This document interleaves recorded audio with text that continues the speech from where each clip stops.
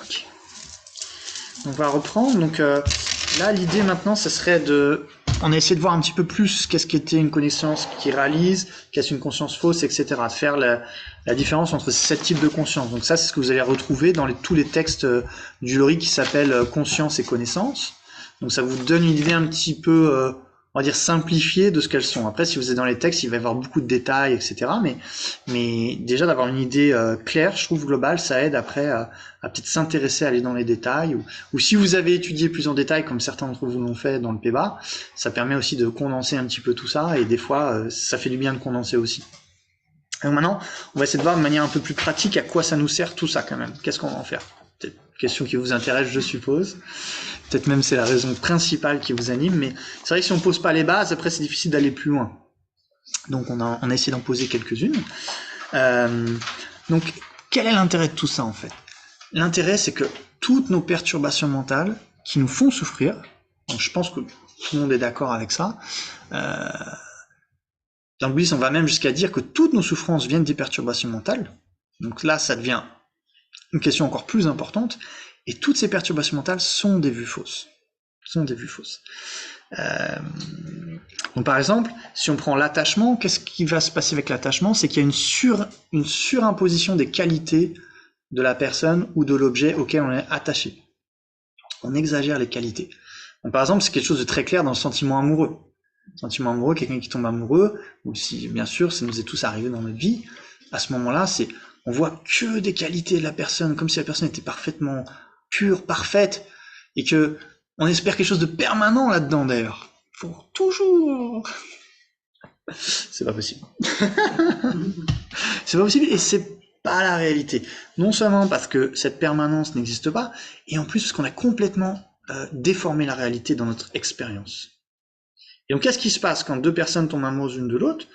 Eh ben, il y a un moment où cette illusion tombe. Pourquoi? Parce qu'encore une fois, c'est pas une connaissance inférentielle valide. Et donc, elle va être infirmée par d'autres expériences, à un moment donné, avec le temps. Et donc, au début, on va y résister à ces choses qui réfutent. Non, mais puis au bout d'un moment, il y a trop d'expériences qui contredisent cette croyance erronée de départ, qui fait que cette croyance est abandonnée. Et là, alors bien sûr, il y a des gens qui vont décider de se marier, tout ça, et qui vont dépasser ça et, on va dire, établir une relation basée sur un peu autre chose que peut-être cette grande illusion de départ. Et peut-être construire quelque chose de plus stable et tout ça. On peut pas dire que ça n'existe pas, ça arrive et pour certaines personnes, c'est peut-être quelque chose de très bénéfique. D'accord? Mais il y a aussi beaucoup de gens qui, à partir de là, vont dire ah bah non, en fait, je me suis complètement illusionné. Donc, au lieu de comprendre que la base de l'attachement, de ce type d'attachement, en tout cas, c'est une illusion, et ben ils vont s'illusionner avec quelqu'un d'autre. Jusqu'à temps qu'ils découvrent. Donc là, ça devient comme l'alcoolique qui passe de bar en bar, quoi. Jamais satisfait, on en veut toujours plus, on en veut toujours plus. Pourquoi? Pourquoi? Pourquoi on en veut toujours plus? Parce qu'on réalise pas que la base de notre recherche est juste une perception fausse, une vue fausse. Et vu que c'est une vue fausse, ça peut pas mener à ce qu'on recherche. Ça peut pas, en fait, l'objet ou la personne à laquelle on est tellement attaché ne peut pas nous apporter ce qu'on recherche. C'est impossible. C'est pas dans sa nature. Personne, ni aucun objet n'a le pouvoir de nous apporter une satisfaction profonde et totale. Personne. La satisfaction profonde et totale est possible selon le bouddhisme, mais pas comme ça. Et donc, puisqu'il y a une vue fausse qui sous-tend ces recherches, l'attachement, en fait, nous fait errer dans le samsara depuis des temps sans commencement. La soif, c'est ce qui nous maintient dans le samsara. Quand le Bouddha il a décrit la vérité de l'origine de la souffrance, il a principalement mis en avant la soif. Et donc, quand on parle de soif, on parle d'une soif qui recherche quelque chose qui n'est pas possible. Et donc là, on en revient, comme la Master Rinpoche le cite souvent, comme Mick Jagger qui disait « I can get no satisfaction. No matter I try. Et je suis sûr qu'il a essayé tout ce tout ce que c'est possible d'imaginer. La gloire, la richesse, la fortune, peut-être les voitures, je sais pas, enfin, tout ce qu'il voulait, les femmes, tout. Sa conclusion, pas de satisfaction. Quelque part, il a, bon, je sais pas son esprit, mais ça se trouve, il aurait même pu développer un renoncement très puissant, en fait, hein. s'il avait des bonnes bases du dharma à travers ça. Parce que des fois, quand on n'obtient pas, qu'on n'a pas accès à tout ce qu'on veut, on se dit, oui, mais c'est parce que j'ai pas encore tout ce que je veux que je suis pas heureux. Et donc, il y a cet espoir qui est toujours là. Cet espoir samsarique qui est sous-tend tout ça. Il est pas mort. Non, il est pas mort, je crois pas. Mais bon, enfin, c'est pas trop la question. Enfin, je souhaite pas descendre. C'est encore possible. Donc, en gros, c'est tout ça pour vous dire que derrière l'attachement, il y a une perception fausse, une vue fausse. L'attachement est basé sur une perception fausse. Ensuite, quand on voit la colère, c'est pareil. On va totalement exagérer les côtés négatifs de la personne ou de l'objet. Par exemple, l'ordinateur qui marche pas, on se met en colère. Moi, quand j'étais jeune, j'ai honte, mais je jouais aux jeux vidéo, tout ça, et quand je perdais, des fois, j'insultais l'ordinateur. En fait, je disais qu'il avait triché, quoi. Je disais qu'il trichait, quoi. J'étais vraiment en colère. Des fois, je tapais sur ma table comme ça. Je portais pas, quoi. C'était. Alors que l'ordinateur n'a pas triché, l'ordinateur n'a pas de conscience, peut-être qu'il y a eu un bug, ou peut-être moi je me suis trompé, peu importe. Mais il y a une exagération, il y a une surimposition là presque comme si cet ordinateur voulait me faire du mal, quoi, alors que bien sûr qu'il ne veut pas me faire du mal. Et d'ailleurs, quand les gens se mettent, Sasanté il dit que les scientifiques maintenant ils ont découvert il y a des scientifiques qui ont découvert que quand on est vraiment en colère, 99%, enfin je sais plus 90 ou 89%, un truc comme ça, les défauts qu'on voit chez la personne sont totalement exagérés. D'ailleurs, c'est pour ça que quand on est très en colère ou quelqu'un est très en colère, après quand cette personne se calme, il dit qu'est-ce qui m'a pris des fois, tu vois. Des fois, les gens ils vont faire des choses qu'ils vont regretter après, parce qu'à ce moment-là, ils voient la réalité de manière totalement erronée. Donc encore une fois, c'est une vue fausse. Et c'est basé sur une vue fausse, et c'est une vue fausse en soi. Et ensuite, bien sûr, l'ignorance est une vue fausse par définition. Non, c'est une fausse par définition. Donc tout pourquoi l'importance de ces 7 consciences, c'est parce que toute la source de nos souffrances, c'est basé sur des consciences fausses. Et donc, pour se libérer de la souffrance, il faut éliminer toutes ces vues fausses. C'est pas seulement éliminer toutes les vues fausses. Vous voyez, on disait, oui, mais les scientifiques, ils ont encore un tas de doutes sur quelque chose. Nous, c'est, à un moment donné, des fois, le Bouddha, quand on lui posait des questions sur l'origine de l'univers, il disait, on s'en fiche de ça. On s'en fiche. Enfin, il disait pas ça, mais ce que je veux dire qu'à un moment donné, bien sûr, il y a des questions qui sont complexes et tout ça, qu'on n'est pas prêt de résoudre, mais à la limite, on s'en fiche. Ce qui compte, c'est qu'est-ce qui nous maintient dans le samsara et comment on s'en libère. Et ça, c'est quelque chose qui est dans notre esprit et on a la capacité de le réaliser. Et donc, oui, on peut avoir des réalisations certaines sur ce qui est vraiment important. Vous savez, il prenait tout un tas de feuilles et il disait, voilà, il y a tellement de feuilles dans cette forêt, mais ce que vous avez besoin de... Donc il y a plein d'objets de connaissance, mais ce que vous avez besoin de connaître pour vous libérer, ça correspond aux feuilles qu'il y a dans ma main, quelque chose comme ça. C'est-à-dire, il faut comprendre les 4-9 vérités pour se libérer de samsara. C'est ça qu'il faut comprendre. Pas savoir le nombre d'insectes, le nombre de catégories d'insectes, le nombre d'univers, le nombre d'étoiles, etc. C'est vraiment pas important en réalité. Qu'on le sache ou qu'on le sache pas, ça changera rien pour notre libération. Donc bien sûr, il y a des choses qui sont difficiles à comprendre, mais ça par contre, on a la capacité, en tant qu'être humain, c'est précieux au sens humain, on a la capacité de comprendre comment se libérer de samsara et de s'engager dans la voie. Et donc c'est là-dedans qu'il faut qu'on mette notre analyse et nos efforts. Donc toutes les autres perturbations mentales sont des dérivés de l'ignorance, de l'attachement et de l'aversion en fait. Donc par exemple même l'orgueil, c'est basé sur la saisie d'un jeu aussi, et aussi une forme d'attachement au jeu par rapport aux autres. D'accord. La jalousie, c'est lié à l'attachement, à la colère, etc. Donc il y a tout un tas de perturbations mentales secondaires qui sont décrites dans les Abhidharma, que vous étudiez dans le Lorig. Elles sont toutes dérivées de l'ignorance, de l'attachement et de l'aversion. C'est toutes comme des formes particulières. Par exemple, la haine, l'esprit de vengeance, l'esprit de jalousie, tout ça, c'est des dérivés de la colère. Ça fonctionne à un certain niveau pareil, ça exagère les fautes de quelque chose ou de quelqu'un. On pense que notre souffrance vient de l'extérieur à 100%, pas du tout de notre esprit, pas du tout de nous. Et on exagère les fautes de ces choses. Pareil pour l'attachement, il y a tout un tas de types d'attachement, mais le fonctionnement est toujours le même en fait. Donc si on comprend les vues fausses qui sous-tendent les perturbations mentales, alors on peut les déraciner toutes en réalité. Donc dans les vues fausses, il y a 4 vues fausses principales qu'on décrit. La première, c'est de voir ce qui est impermanent comme étant permanent. Donc ça, c'est quelque chose qui est très très fort dans notre esprit. En fait, même si intellectuellement on adhère à l'impermanence, au plus profond de nous, on a un tas de saisies de permanence dans notre vie. Un tas de saisies de permanence. Comme je vous décrivais, moi par exemple, par rapport à mes amis, j'ai l'impression que ces relations sont inchangeantes, alors qu'en fait, elles ont énormément changé. Et qu'elles changent d'instant en instant. Pourquoi? Parce que ces relations dépendent de mon esprit, dépendent de leur esprit. Leur esprit, il change tout le temps, d'instant en instant, moi aussi. Donc il n'y a pas une relation indépendante de l'esprit qui existe et qui est fixe et inchangeante, ça n'existe pas. Mais il y a ce sentiment-là, les personnes qui nous sont proches, on aurait presque l'impression qu'ils vont jamais mourir, nous aussi, etc.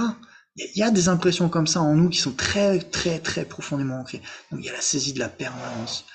Et le résultat de ça, c'est que ça peut être des déchirements terribles quand il y a des séparations, quand il y a des morts, etc.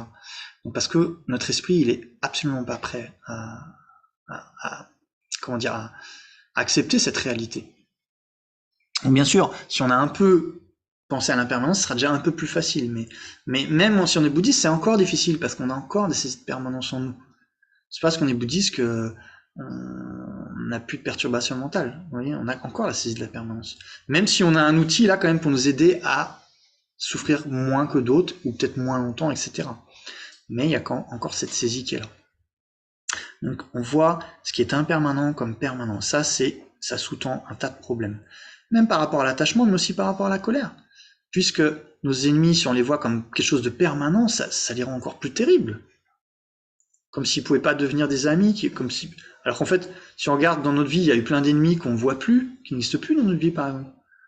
Peut-être d'autres qui sont devenus amis à un moment donné, d'autres indifférents. Donc ça change d'instant en instant, ces relations-là aussi. Mais parce qu'on a un sentiment que tout est tellement fixe, alors ça accroît encore plus notre peur, notre colère et tout. Il faut absolument qu'on se débarrasse de cette situation, parce que sinon ça s'arrêtera jamais. Même par exemple quand on a mal, par exemple moi des fois j'ai des maux de tête, et ça m'arrive des fois comme si vous me posez presque la question, est-ce que ça va s'arrêter? Alors j'en ai vu toute ma vie et qu'ils ça s'arrêter à chaque fois. Il y a encore cette saisie de permanence, mais dès que vous pensez que c'est impermanent, déjà vous souffrez un peu moins. Vous souffrez un peu moins déjà. Donc la réaction mentale est différente. Donc ensuite, la deuxième vue fausse, c'est de voir ce qui est la nature de la souffrance comme étant du bonheur. C'est un gros problème, parce qu'on veut être heureux, on veut pas souffrir. Donc imaginez, prendre ce qui est de la nature de la souffrance comme du bonheur, c'est un problème terrible. Et ben ça, c'est une des choses qui nous maintient le plus dans le samsara, en fait. Donc bien sûr, on prend pas la mal de tête comme du bonheur. On est d'accord. On prend pas une maladie comme du bonheur. On prend pas des problèmes financiers comme du bonheur. Donc ça, c'est ce qu'on appelle le premier niveau de souffrance. Souffrance de la souffrance. Ça, on reconnaît tous comme un truc qu'on n'aime pas. Mais après, il y a la souffrance du changement, tous les plaisirs sensoriels, etc. Du point de vue bouddhiste, c'est aussi une forme de souffrance. Parce que, en réalité, si c'était du vrai bonheur, plus on serait en contact avec ces choses, plus on devrait être heureux. Cependant, on s'aperçoit que c'est pas le cas. Par exemple, vous avez un gâteau que vous aimez bien, vous n'avez pas mangé depuis longtemps, et vous en avez envie depuis un moment, en fait, vous allez l'apprécier encore plus, vous êtes d'accord? Pourquoi? Parce que la souffrance qui l'a précédée était plus forte.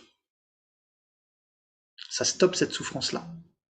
Donc plus votre souffrance de ne pas l'avoir est forte, plus le plaisir que vous ressentez en le prenant est fort. Donc c'est pas du fait que ce gâteau en soi provoque cette sensation, que si c'était le cas, à chaque fois que vous mangez le gâteau, cette sensation devrait être produite.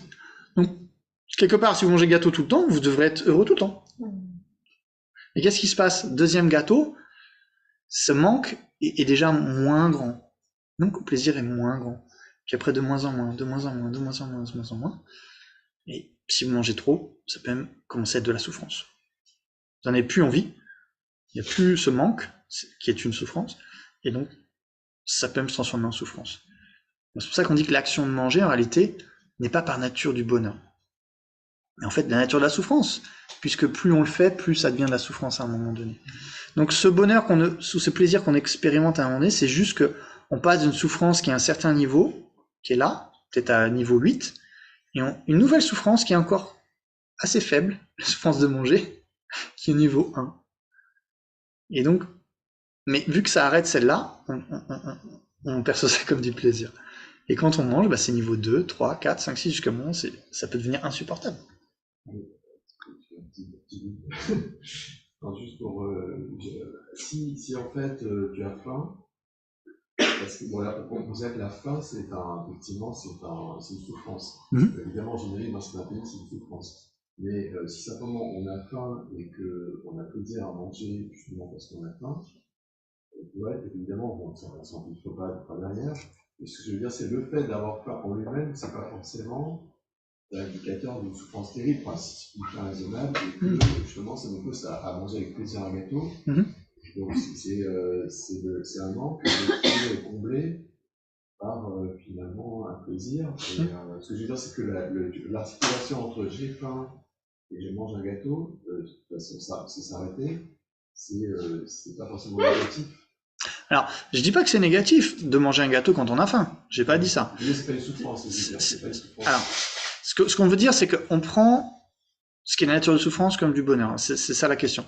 C'est-à-dire que il peut y avoir une conception en nous qui associe le fait de manger à du bonheur, à du plaisir en soi, qui n'est pas dépendant d'une souffrance qui le précède. Et donc ça, c'est réfuté dans le fait que si c'était le cas, alors plus on mangerait, plus on serait heureux. Et c'est pas le cas. Par exemple, si la graine de rose, c'est une cause pour la rose, on est d'accord. Désolé, je me répète pour ceux qui ont fait découvrir de bouddhisme, c'est pas grave. Donc si vous mettez 10 graines de rose dans votre jardin, que vous en prenez soin, vous aurez plus de roses que vous en plantez une. Si vous en mettez 100, vous en avez encore plus.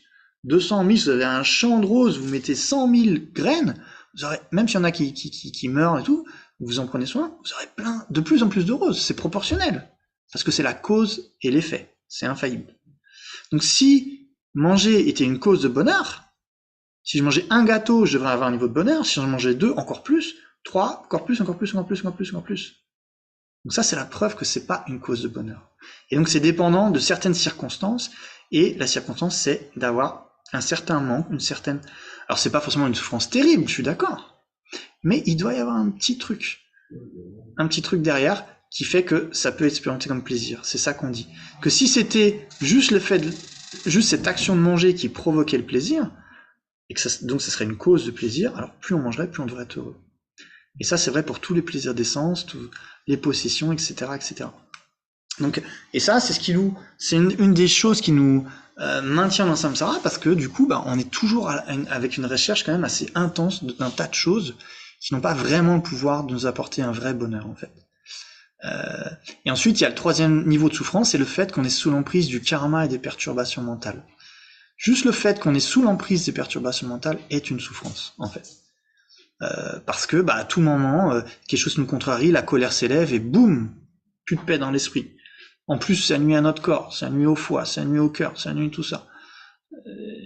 En plus, on prend naissance à cause de l'attachement, des perturbations mentales. Et selon le karma, on a des situations plus ou moins bien, plus ou moins mauvaises, etc., sans contrôle.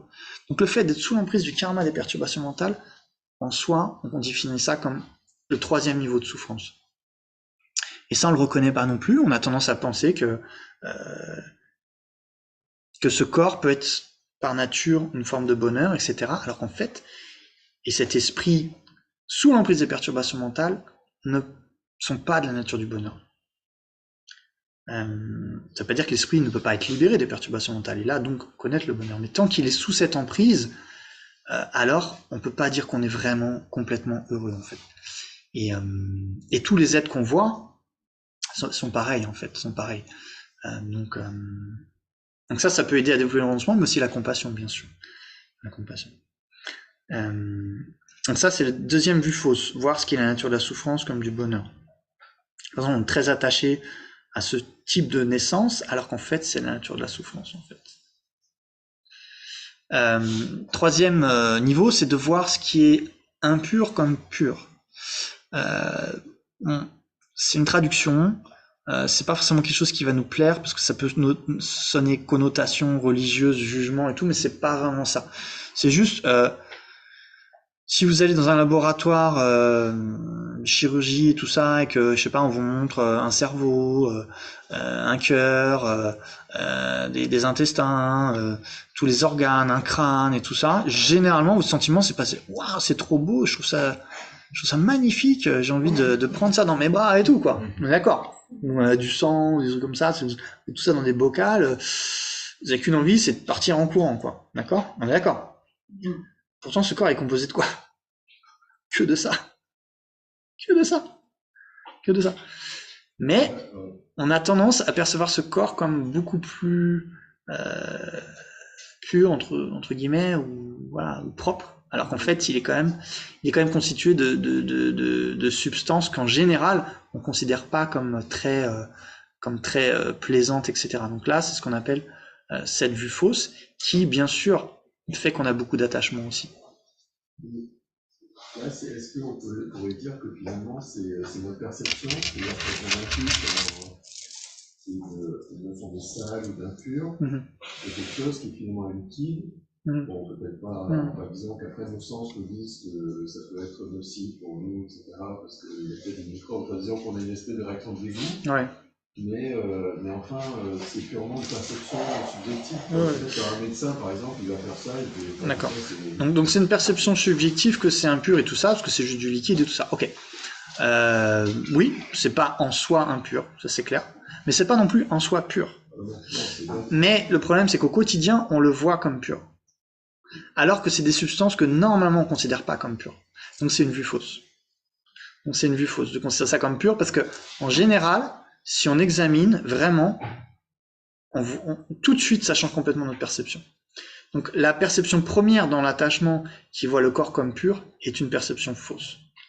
Alors que la deuxième perception qui voit le corps comme impur est quand même considérée comme une perception juste. C'est une perception juste parce que c'est en accord avec la convention mondaine. Conventionnellement, on est d'accord pour dire qu'on n'a pas trop envie d'avoir des substances comme ça dans notre salon. Pas du tout. On est d'accord que, par exemple, un bout de bois, on n'a pas besoin de le laver tous les jours. Et que ce corps, si on ne lave pas tous les jours, au bout d'un moment, on n'aime pas du tout ce qui se dégage de ce corps. Donc, en réalité, d'un niveau ordinaire, toutes ces substances, c'est pas des choses que normalement on considère comme pures. Et du coup, le fait d'avoir cette perception qu'ils sont pures, c'est une projection totale.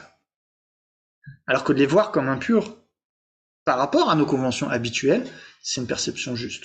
Même s'ils sont pas impurs en soi. Donc le fait qu'ils soient pas impurs en soi ne veut pas dire qu'ils soient pas impurs conventionnellement. Donc là, il y a la vérité conventionnelle et la vérité ultime qu'il faut pas mélanger. Et donc, les textes, ils le disent, tu vois, c'est comme l'impermanence et la permanence, c'est comme tout.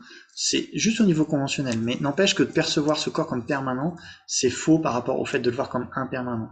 Pour nous, voir ce corps comme pur, c'est faux par rapport au fait de le voir comme impur. Parce que même un docteur, je suis désolé, oui, il est plus détaché que nous en voyant ça, mais je pense pas qu'il génère un attrait particulier à ça non plus. Par contre, quand il rentre chez lui et qu'il oublie ça, parce qu'il n'a pas du tout envie de percevoir son ou sa partenaire comme ça, il a une perception qui n'a rien à voir, qui est fausse par rapport à ce qu'il a vu. Il va pas penser à ça, parce que s'il pensait à ça, il n'aurait pas le désir. Donc ça veut dire que derrière le désir, il y a quand même une perception fausse qui nie une partie de la réalité et qui projette quelque chose de faux. Donc c'est pour ça que l'attachement est aussi basé sur ce type de vue fausse. C'est pour ça que dans les enseignements du Theravada, etc., il y a beaucoup de méditation là-dessus. Mais ça existe aussi dans notre tradition, bien sûr. Et ensuite, la quatrième vue, donc vous inquiétez pas, je suis pas en train de vous dire, voilà, si vous êtes en couple, etc., voilà, c'est à vous de vivre votre vie comme vous le voulez, bien sûr, et il n'y a pas de souci, mais bien sûr, il n'y a pas de souci. Et c'est parce que vous avez entendu ça que vous allez plus avoir désir, vous inquiétez pas. Si c'était si facile que ça de se débarrasser des désirs, on serait tous libérés depuis longtemps. Donc en attendant, voilà, vous avez votre vie de couple, ça, vous essayez d'avoir une éthique, respect, compassion, patience, c'est ça qui compte le plus. Mais par contre, c'est vrai que si vous voulez travailler un peu sur votre attachement, ça peut être des outils qui peuvent être utiles. Parce qu'aussi, par exemple, imaginons que vous êtes en couple, vous voulez être fidèle si vous voulez que le couple ça se passe bien, sinon ça va être compliqué. Et ben, à un moment donné, si vous avez des désirs pour quelqu'un d'autre, parce que bon, bah, faut pas être non plus dans un rêve, si on a des désirs pour une personne, on peut en avoir pour d'autres. Ça, c'est clair. Puisque le principe de l'attachement est le même. Hein. Mais, si vous voulez être fidèle avec cette personne, c'est bien des fois d'avoir des outils pour contrer cet attachement aussi. C'est pas le seul outil, bien sûr. Ça peut être aussi le fait que, ok, vous pouvez penser à pas faire du mal à l'autre. Ça, c'est la compassion qui est très important. Mais après, il peut y avoir d'autres outils aussi pour aider à pacifier l'esprit, comme l'impermanence, comme plein de choses. Donc, ce que je veux dire, pensez pas que c'est que pour les moines, ce genre de choses. Ça peut aussi aider les mais après, de toute façon, tous ces outils, c'est à vous de voir si c'est utile pour vous ou pas. Oui. Est-ce que cette conception de pur-impur, elle s'applique à d'autres éléments que l'attachement et que le corps? Donc, est-ce que cette conception de pur-impur, ça s'applique à d'autres éléments? C'est principalement par rapport au corps qu'on a décrit, parce que c'est vraiment par rapport au corps qu'on a cette conception, mais pas que, en effet. Ça peut être aussi par rapport au soi. Si on considère que, par exemple, comme dans l'hindouisme, qu'il y a un je qui est complètement indépendant du corps et de l'esprit, donc on peut considérer le corps et l'esprit comme impur dans le sens le corps, ce qu'on a décrit, l'esprit aussi du fait qu'il est souvent pris des perturbations mentales, quelque part c'est une forme d'impureté, mais qui est un jeu qui n'a rien à voir avec tout ça, et donc qui lui est complètement pur.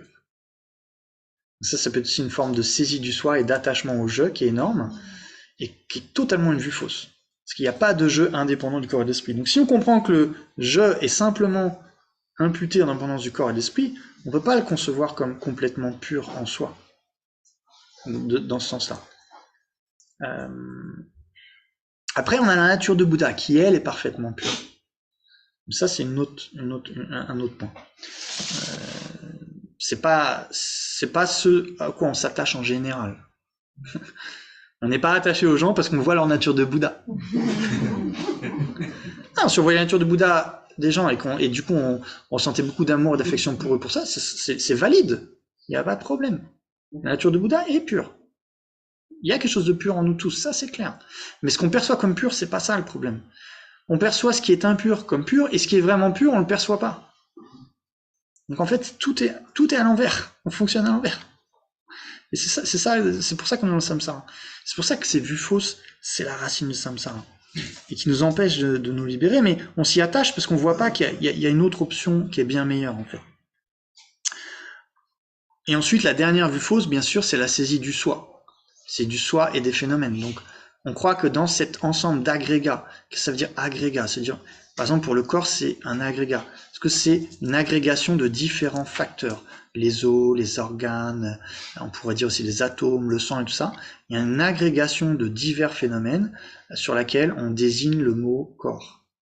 On désigne le mot corps.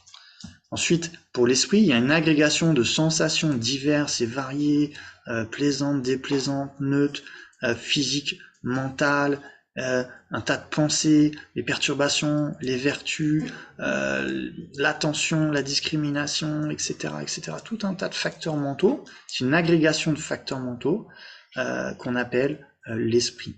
Sur cet ensemble multiple, on désigne esprit. La conception esprit est placée. Et on a l'impression que dans tout ça, il y a en plus un je qui a sa propre substance.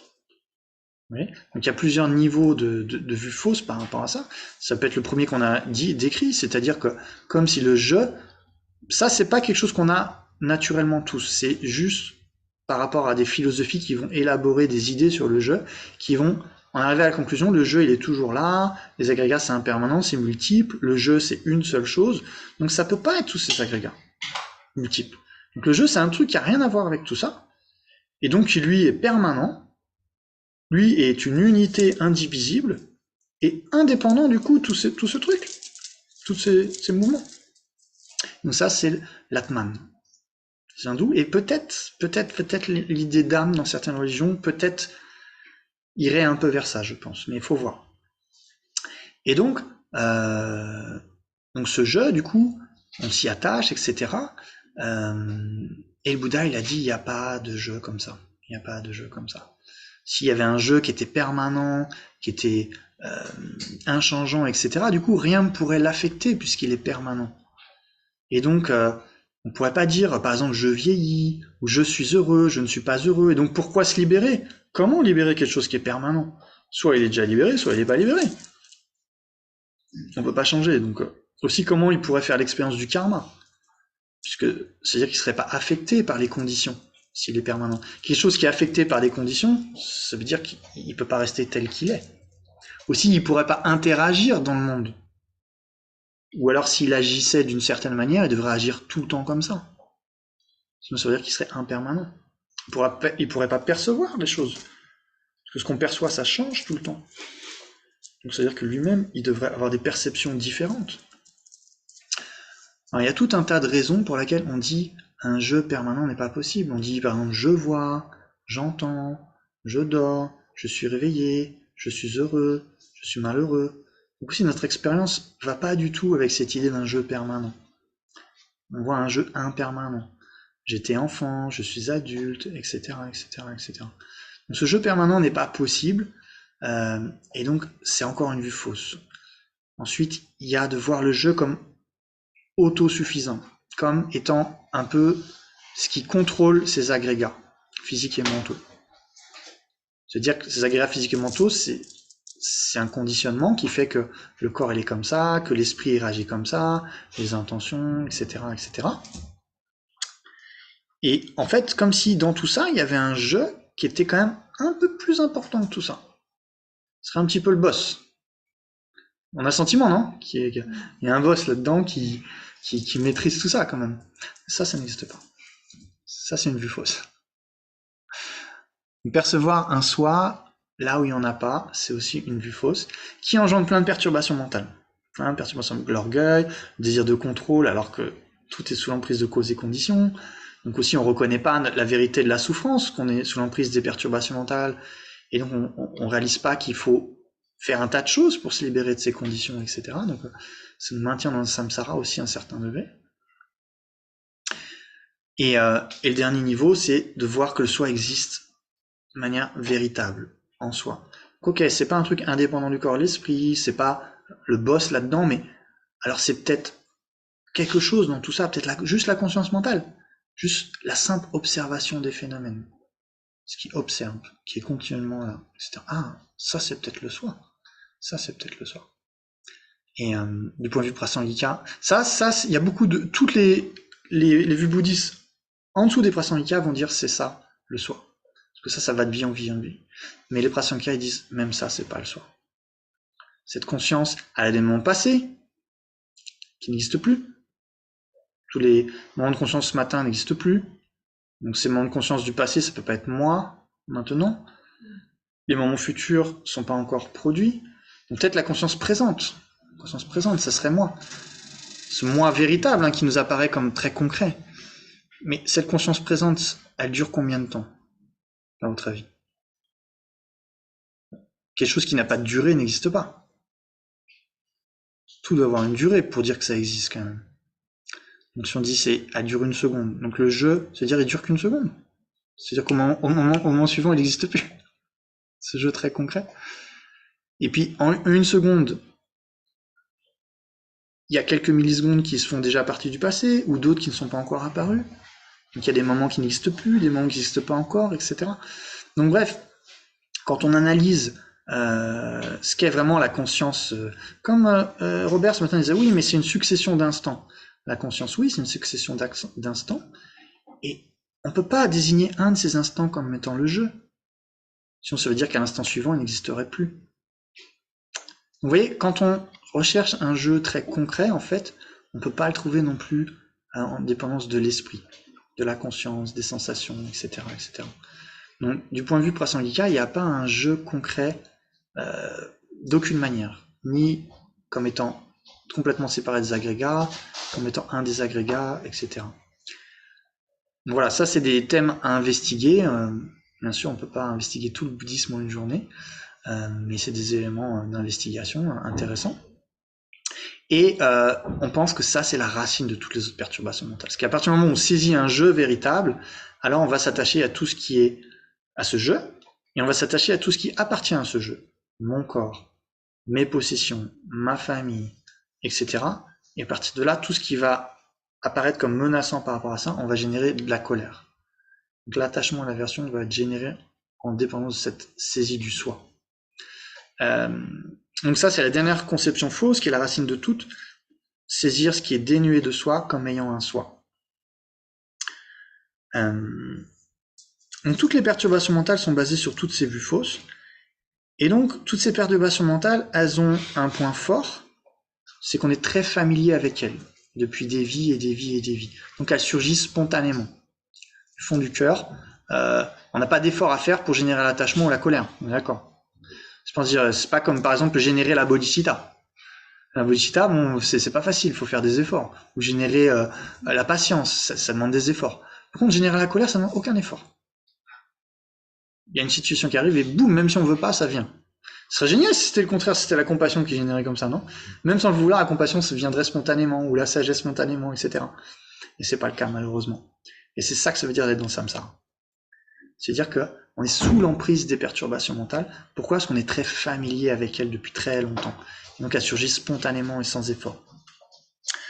Mais elles ont un point faible, c'est qu'elles sont pas basées sur la perception correcte de la réalité. Et donc, elles peuvent être éliminées. Pourquoi? Parce que qu'est-ce qui peut éliminer l'obscurité? La lumière. Mais si la lumière s'allume, l'obscurité ne peut pas demeurer en même temps. On n'a pas cette capacité. Qu'est-ce qui élimine le froid? Par exemple, quand en hiver, c'est la chaleur. Quand on allume le chauffage, au bout d'un moment, le froid ne peut pas faire autrement que de se dissiper. Donc, même au niveau matériel, on voit qu'il y a des choses qui agissent comme antidotes à d'autres phénomènes. Donc, par rapport à nos vues fausses, il y a des antidotes. C'est quoi? C'est les cognitions valides. Cognitions valides. Si vous avez une vue fausse par rapport au soi ou à la permanence, il y a un antidote, c'est la vue du non-soi et la vue de l'impermanence. Et c'est le seul antidote possible à ces vues fausses spécifiques, vous êtes d'accord? On ne peut pas éliminer la saisie de la permanence autrement qu'en réalisant l'impermanence. Parce que c'est deux modes d'appréhension qui s'opposent directement. Je ne peux pas penser en même temps mon corps change d'instant en instant, et au même moment penser il ne change pas d'instant en instant. C'est pas possible. Vous êtes d'accord? Je peux pas penser en même temps, je parle, en même temps, au même moment, il n'y a pas de soi véritable là-dedans, et au même moment penser il y a un soi véritable. Ça s'oppose. Et vu qu'il y en a un qui est basé sur la réalité, il est plus puissant que l'autre. En réalité. Si on le réalise de manière infaillible encore. Si on le réalise de manière infaillible. Si c'est juste une supposition correcte, c'est un peu plus faible. Un peu plus faible. Vous voyez un petit peu là comment les sept consciences, ça commence à prendre du sens. Donc, comment on fait pour passer des vues fausses aux réalisations et quels sont les différents degrés de réalisation jusqu'aux réalisations suprêmes de la libération et de l'éveil? C'est ça en fait qui nous intéresse. Dans un premier temps, si une vue fausse est très ancrée, on ne peut pas directement générer une réalisation, c'est pas possible. Il faut d'abord générer un doute. Pour ça, les gens disent « Oh, on ne peut pas prouver l'incarnation ». Mais oui, mais on ne peut pas passer d'une vue fausse très ancrée directement à la réalisation. Il faut d'abord passer par le doute. Il y a un chemin intérieur à faire pour arriver à une réalisation claire de quelque chose. Pareil pour l'impermanence, pareil pour la vacuité, pareil pour plein de choses. Mais parce que toutes ces choses sont basées sur la réalité, on peut générer le doute. Et c'est déjà un premier pas vers la réalisation, en fait. Quand on part d'une conviction fausse, bien sûr. Par exemple, si on est persuadé que le corps et l'esprit, les relations sont permanentes, à force d'entendre des enseignements sur l'impermanence, d'y réfléchir et tout ça, forcément, il y a des chances qu'à un moment donné, il y a le doute qui soit généré. Dire, peut-être que je me trompe. Peut-être que je me trompe. Bon, je suis pas sûr. Puis, en continuant, vu que c'est basé sur la réalité, ok, non, quand même, ça doit être impermanent quand même. Je suis pas sûr, mais ça doit être impermanent. Donc ça, c'est le doute. Donc on passe du vue fausse au doute petit à petit vers un doute qui va vers ce qui est correct. Okay? Donc ça peut se faire par nous-mêmes, par notre étude, notre réflexion. Ça peut être aussi quelqu'un d'autre qui nous amène à ce doute.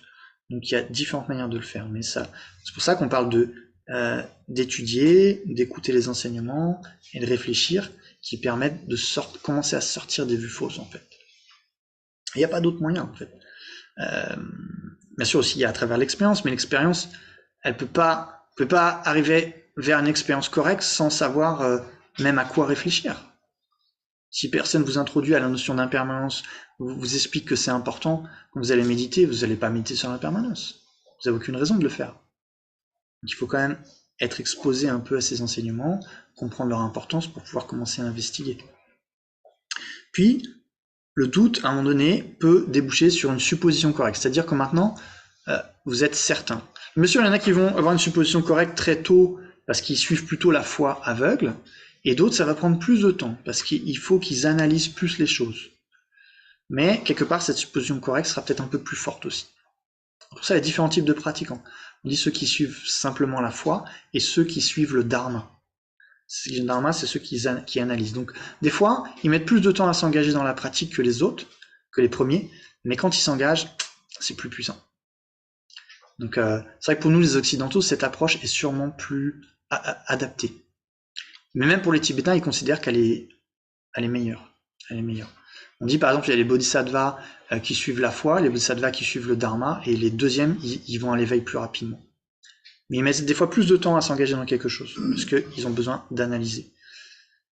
Mais du coup, ça génère des convictions qui sont plus stables, en fait. C'est ça le point.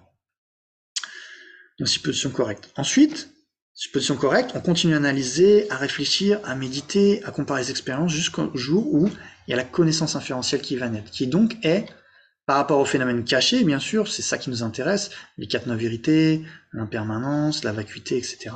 C'est ça là qui nous intéresse dans cette discussion. Là, à un moment donné, on va réussir à avoir une connexion inférentielle valide, qui est basée sur une raison correcte, qu'on a parfaitement comprise. Donc il y a des raisons correctes et des raisons pas correctes aussi. Donc il y a aussi toute une étude dans le bouddhisme sur qu'est-ce qu'une raison correcte et qu'est-ce qu'une raison pas correcte aussi. Ça peut aider aussi, mais bon. Par exemple, on comprend la causalité des choses un petit peu. Donc si quelque chose repose sur cette compréhension des causes et des effets, ça peut mener une réalisation correcte. Par exemple, il y a beaucoup de roses dans ce champ, il y a des milliers et des milliers et des milliers de roses, donc je comprends parfaitement, de par mon expérience, la causalité des roses, des graines, tout ça, qu'il y a quelqu'un à un moment donné qui a planté beaucoup de graines de roses là-dedans. Je ne l'ai pas vu, mais j'en suis certain, parce que je connais ce type de causalité. Pareil pour le feu et la fumée, etc. Donc, ensuite, il y a des choses qui font que, par exemple, je réalise qu'il n'y a pas de lapin là. Même si je perçois un lapin, je ne le sens pas avec ma conscience tactile, par exemple. Donc ça réfute ça de manière certaine.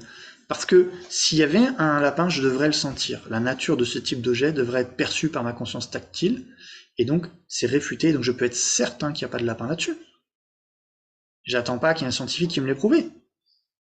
D'accord? Je peux avoir une certitude qu'il n'y a pas de lapin là-dessus. Il y a des phénomènes comme ça. Bref, donc le but, c'est d'arriver à la réalisation inférentielle de l'impermanence du non-soi à travers l'étude, la réflexion, la méditation analytique, et des fois, bien sûr, la purification, l'accumulation de mérite, et on parle aussi de la dévotion, vont être des facteurs qui vont aider à générer ces inférences. Parce que notre esprit, il a besoin d'avoir des ingrédients pour l'aider un petit peu à faire toute cette analyse, pour être plus clair, etc., comme je vous l'ai dit tout à l'heure.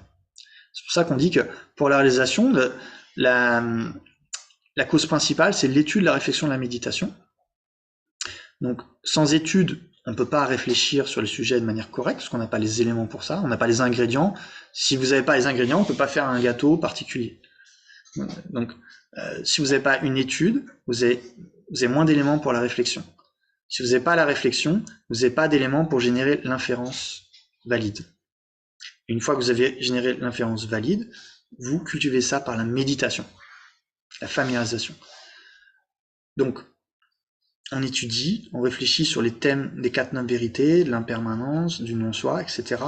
On réfléchit à leur sens. Donc la sagesse de l'écoute, encore une fois, c'est quand on a compris vraiment ce qui est dit. C'est une supposition correcte. Okay ?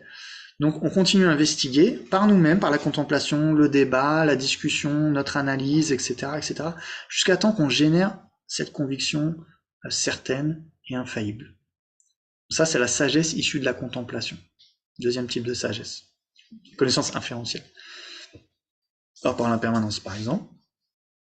Et ensuite, il faut se familiariser avec ça, parce que même si vous avez réalisé l'impermanence, l'habitude à saisir la permanence est tellement ancrée que vous ne penserez pas tout le temps à cette impermanence. Et donc, cette tendance à saisir la permanence va encore s'élever. C'est-à-dire, donc là, quand on parle de mindfulness ou forgetfulness, c'est-à-dire mémoire, des fois on traduit par mémoire et oubli, c'est ça la pratique quotidienne. Maintenant, il faut se rappeler de l'impermanence au quotidien pour contrer notre tendance à la permanence. Et donc, appliquer ça dans notre expérience quotidienne. C'est la pratique quotidienne.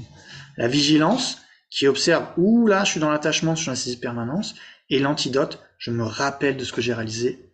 C'est impermanent, ça change d'instant en instant. Donc, c'est facile de le contrer si on est vigilant. Mais vu que des fois, on est fatigué, etc., on n'est pas vigilant. On est dans l'attachement, on y va à fond, à fond, à fond. On crée plein de karma négatifs. Et on oublie l'impermanence. Mais si quelqu'un avait réalisé l'impermanence de manière très stable, il s'en rappellerait assez rapidement en fait. C'est pas dire que l'attachement ne naîtrait plus, ça veut dire qu'il serait facilement contré. Et ça c'est mindfulness de l'impermanence. Le Bouddha il a dit, parmi toutes les mindfulness, parmi toutes les empreintes de pas d'animaux, la plus profonde c'est celle des éléphants. Parmi toutes les mindfulness, la plus puissante c'est celle de l'impermanence et de la mort dans ce cas-là. Se rappeler l'impermanence et la mort.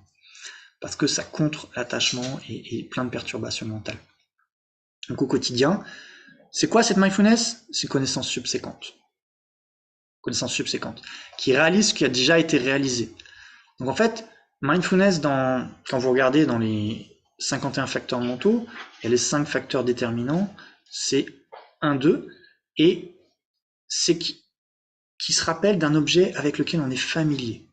On est familier. Donc si on n'est pas familier, on ne pourra pas s'en rappeler en fait. Et donc le fait de s'être familiarisé avec l'impermanence à travers l'étude, la réflexion, la méditation, fait que au quotidien, ce sera plus facile de s'en rappeler. Comme tout dans la vie. Si on n'est pas familier avec quelque chose, on ne s'en rappelle pas. Si on y pense encore, c'est plus facile. Et donc on pourra appliquer ça à nos perturbations mentales, que ce soit l'attachement, la colère, etc. Donc ça, c'est la connaissance subséquente qui est conceptuelle, qui est encore conceptuelle. Donc la connaissance inférentielle est conceptuelle, c'est des esprits conceptuels, c'est pas des perceptions non conceptuelles. Donc la connaissance subséquente conceptuelle elle va être utilisée non seulement dans la vie quotidienne pour se rappeler de l'impermanence et contrer les perturbations mentales, mais aussi en méditation. Ensuite, on va vouloir se familiariser avec cette impermanence. Méditer encore et encore dessus pour l'ancrer un peu plus dans notre expérience en fait. C'est un peu comme si vous avez un sachet de thé, vous le mettez pas longtemps dans l'eau, il y aura un petit peu de goût. Si vous le mettez plus longtemps, ça va prendre de plus en plus de goût. Dans votre esprit, quand il médite sur l'impermanence, quand il arrive à cette impermanence à travers les différentes pensées qui y mènent, méditation analytique, quand vous réalisez cette impermanence, le but c'est de rester concentré en un point dessus. De faire la concentration pour l'imprégner dans votre esprit encore plus. La méditation analytique, elle va alterner l'analyse et le placement. L'analyse pour parvenir à votre objet et le placement pour demeurer avec cet objet, pour imprégner votre esprit. Ça va, vous comprenez ce que je dis? Ok, good. Donc ça, c'est la connaissance subséquente conceptuelle. Donc à travers ça, si on continue, à un moment donné, on va pouvoir développer de plus en plus de concentration sur l'objet. Donc, généralement, on commence pas forcément par l'impermanence subtile, on va commencer par l'image de Bouddha ou le souffle, etc. pour développer cette capacité de concentrer en un point, mais jusqu'à chiner par exemple. Mais le but, c'est pas juste d'être concentré sur le souffle ou sur l'image de Bouddha, c'est de se concentrer à un moment donné sur l'impermanence subtile. Parce que c'est ça qui va contrer l'ignorance fondamentale, pas juste la concentration en un point. Et donc, si vous arrivez à développer la concentration en un point sur l'impermanence, ensuite vous voulez développer ce qu'on appelle la vision supérieure, vipassana. Vipassana, c'est d'avoir cette capacité d'analyser l'impermanence sans perturber le calme mental, jusqu'à temps qu'ils l'unissent l'un l'autre. Sans que en général, nous, l'analyse va perturber le calme mental. Le calme mental va obstruer un peu la capacité d'analyse. Parce que le calme mental est non analytique, et l'analyse est analytique, et donc du coup, c'est plus difficile de rester concentré en un point. Mais là, l'union du calme mental et la vision supérieure, c'est quand ces deux s'unissent l'un l'autre au sein d'une expérience. Et tout ça, c'est que des connaissances subséquentes, puisque on réalise ce qu'on a déjà réalisé, l'impermanence. Mais s'il n'y a pas la réalisation initiale inférentielle, tout le reste ne peut pas venir, c'est pas possible. Et donc on se familiarise encore avec les mêmes raisons qui nous amènent à l'impermanence, sauf que là, on n'a plus vraiment besoin de se le prouver, c'est comme si vous avez, si par exemple il y a la neige, il y a beaucoup de neige, et puis vous voulez aller quelque part. Donc, première fois vous marchez, vous faites des traces de pas, etc.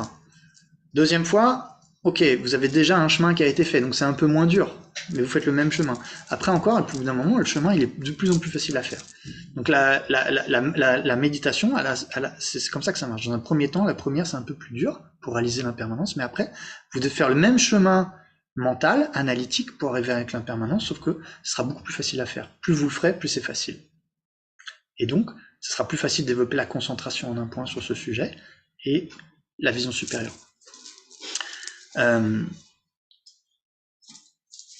Donc, dans les écoles inférieures autres que le Prasangika, on va dire que quand vous obtenez une union du calme mental à la vue supérieure sur l'impermanence, c'est sur le chemin de la préparation, ce qu'on appelle.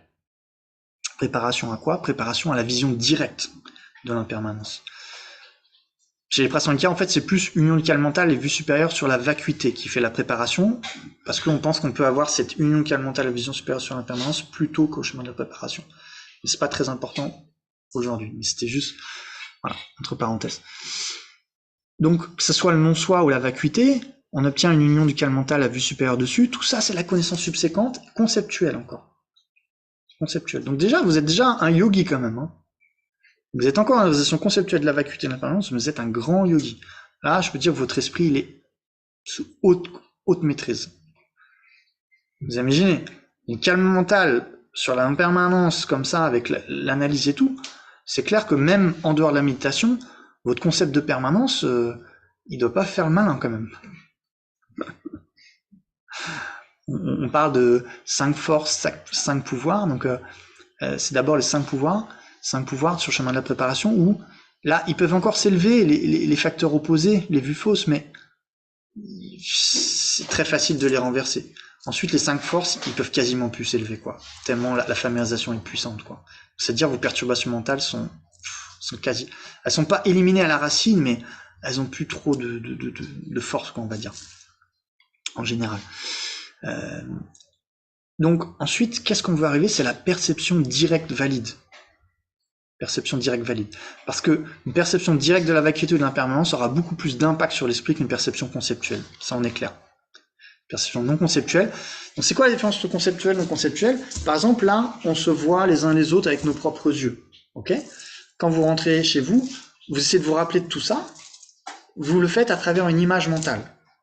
D'accord? C'est pas la même qualité de clarté. Quand vous vous rappelez de quelque chose ou quand vous le voyez directement, c'est pas la même clarté. Mais ça reste le même objet que vous appréhendez. D'accord? Et vous l'appréhendez de manière valide. En effet, vous vous rappelez qu'il y avait ces personnes et tout, c'est valide. Mais c'est pas aussi clair quand même. Pas aussi clair. Et donc, une réalisation conceptuelle de l'impermanence de la vacuité a une puissance sur l'esprit, mais n'a pas la même puissance qu'une non conceptuelle qui est extrêmement claire et vivide. Et donc, comment arriver à ça? Donc là, on parle plus d'une perception directe sensorielle, on parle d'une perception directe mentale de l'impermanence et de la vacuité. Et en particulier, quand ça concerne l'impermanence subtile et la vacuité, là, à ce moment-là, cette perception directe mentale, on l'appelle perception directe yogique. Yogique. Qu'est-ce qu'une perception directe yogique? C'est une perception de l'impermanence, une perception non conceptuelle et non erronée de l'impermanence et de la vacuité, qui est basée sur une union du calme mental et de la vue supérieure, comme on l'a décrit. On ne peut pas arriver à une perception directe de l'impermanence et de la vacuité sans avoir au préalable le calme mental et la vision supérieure qui comprend l'impermanence et la vacuité. Ce n'est pas possible. Ça n'existe pas. Personne. Il n'y a aucune méthode au monde. Pardon. Ça, après, vous n'êtes pas obligé de me croire. Mais... Oui. Donc, l'union du calme mental et de la vision supérieure n'est pas en elle-même une vision directe. Oui. Voilà. Donc, l'union. C'est juste une base. Ouais. Et alors, comment on passe de la conceptuelle à la non conceptuelle? Ouais, c'est une question importante. Ok, comment Donc l'union du calme mental à la vue supérieure de l'impermanence et de la vacuité n'est pas une vision directe. Donc je précisais que là on est dans les écoles inférieures. Donc le mot direct est utilisé différemment que dans l'école Prasangika. Et quand vous étudiez le Lorik, c'est en fonction du Sautantrika et qui va correspondre aussi à beaucoup d'autres écoles. Prasangika, le direct, il l'utilise un peu différemment, mais ça n'a pas une importance cruciale dans la pratique, cette différence. Mais ce qu'il y a de sûr, c'est que les Prasangika diraient qu'une perception non conceptuelle de la vacuité, ici on appelle ça direct, non conceptuel, peut naître d'une perception conceptuelle. Donc le Bouddha, dans un sutra, je pense qu'il y avait des débats avec un maître chinois au Tibet, entre Kamalashila et un maître qu'on appelait Ashang. Mais là, j'ai lu dans une discussion entre Sa Sainteté et un maître chinois qu'en fait, avant ça, il y avait eu un autre maître chinois qui était par contre très respecté au Tibet. Mais c'est un de ses disciples qui apparemment avait quand même des compréhensions erronées de l'approche Chan, la Chan chinois aujourd'hui, le bouddhisme chinois. Parce que lui, il disait que pour réaliser la vacuité, il fallait arrêter de penser, en fait. Toutes les pensées conceptuelles, il disait, c'est comme que vous ayez un nuage gris ou un nuage blanc, ça vous empêche de voir la nature du ciel. Que vous ayez des concepts positifs ou négatifs, ça vous empêche de voir la nature de la réalité. Donc ça a été réfuté par... c'est pas juste d'arrêter de penser qui va vous permettre d'arriver à la vacuité. Et un exemple de sutra qui est donné, c'est que du frottement de deux bâtons, il y a du feu qui peut venir. D'accord. Et ce feu va brûler les deux bâtons. Ok. Donc, du fait de développer la réalisation conceptuelle en un point d'impermanence de la vacuité, va produire la perception non conceptuelle et donc va détruire ces concepts. Comme du frottement des bâtons naît le feu qui va brûler les bouts de bois.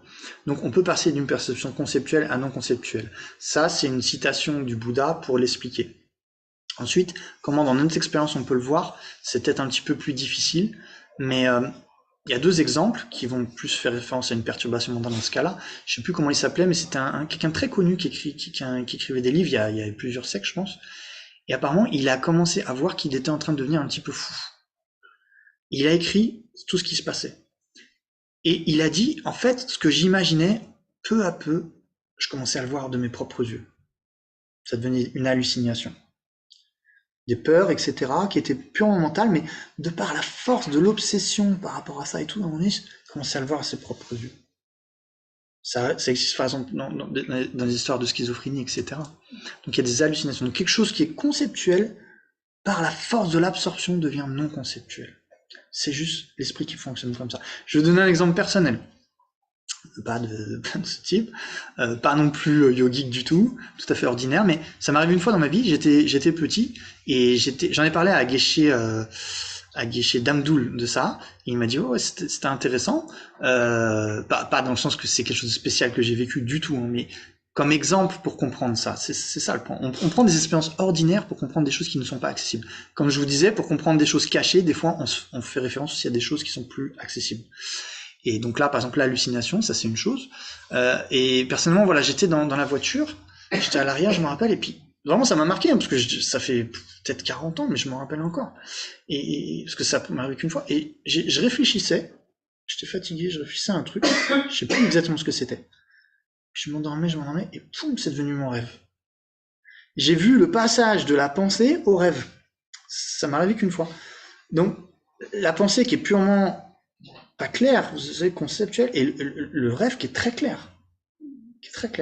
Donc on dirait que mon esprit, il est passé de ça à ça. C'est ce qu'on fait tous toutes les nuits, hein. Sauf qu'on se rend pas compte du processus, mais là, je sais pas pourquoi c'est arrivé. Et il m'a dit, oui, là, c'est dû à l'absorption des perceptions sensorielles qui fait que la conscience mentale est plus puissante à ce moment-là. Et c'est exactement ce qui se passe dans la concentration en un point. Quand la concentration en un point se développe, toutes les autres consciences deviennent dormantes, et toute l'énergie de l'esprit vient complètement de la conscience mentale, ce qui fait que cette expérience qui est faite à travers, vous savez, cette impression particulière d'une conscience conceptuelle, change complètement d'expérience et devient une perception parfaitement claire et non conceptuelle. Donc, pour moi, c'est un exemple qui marche pour moi. Parce que voilà. Mais après, il y a les hallucinations aussi. On sait qu'il y a des hallucinations, etc. Par exemple, même aussi quand on voit une vache dans un pré alors que c'est une pierre. Pourquoi on fait ça?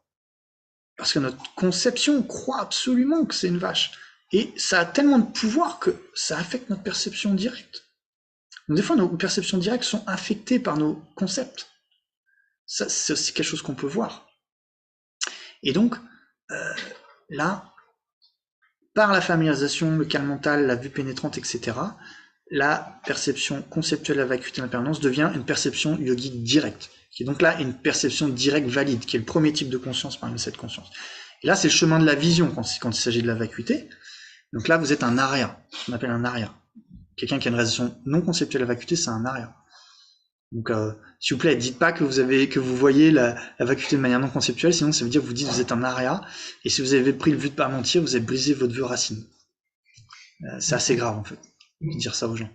Donc, mais bien sûr, vous le faites pas en mentant, parce que vous y croyez vraiment si vous dites ça. Enfin, si quelqu'un dit ça, c'est pas forcément, il a pas forcément brisé son vœu racine, en fait, parce qu'il sait pas forcément qu'il se trompe. Donc c'est vrai, c'est pas vraiment un mensonge. Mais c'est quand même pas quelque chose de souhaitable. Perception non conceptuelle de la vacuité, vous êtes un aria, un être supérieur. Parce que si vous avez une perception directe de la vacuité, waouh, vos perturbations mentales, mais on peut vous insulter tous les jours, ça vous pose aucun problème. Donc c'est simple, si vous pensez que vous avez une perception non conceptuelle de la vacuité, vous testez, quoi. Testez dans le métro, quelqu'un vous marche sur le pied, ou des trucs comme ça, machin. Est-ce que vous êtes en colère? Oui. Ok, c'est ok, vous n'êtes pas une perception directe de la vacuité. Oui, alors dans ce cas-là, enfin bon, c'est une hypothèse d'école, mais je veux dire, dans cette hypothèse d'école, en fait, on a le bonheur dans cette vie, en fait, donc ça veut dire que le bonheur dans cette vie serait possible si on avait atteint cette situation, bien qu'on ne soit pas dans une terre pure. Ou... Ouais. Donc, si vous avez une perception directe de la vacuité, en effet, vous serez extrêmement heureux dans cette vie. Extrêmement heureux, vous aurez votre souffrance, votre souffrance mentale n'existera sûrement plus du tout. Plus du tout. Mais perception directe de la vacuité ne veut pas dire que vous avez encore éliminé complètement tous les degrés d'ignorance dans votre esprit. Parce qu'il y a des niveaux plus grossiers et plus subtils, en fait. Et les graines peuvent être plus ou moins résistantes. Donc un peu, là on décrit un petit peu comme si, par exemple, si votre parquet est très très sale, n'a pas été nettoyé depuis longtemps, pour le temps vous nettoyez, avec un antidote correct, un produit, etc. Il y a les traces les plus grossières qui vont partir. Après, il faudra nettoyer encore plus fort pour les traces de plus en plus subtiles. Donc en fait, la première perception directe de la vacuité, c'est le chemin de la vision qui va abandonner pour toujours de manière irréversible un certain niveau de perturbation mentale, les plus grossières.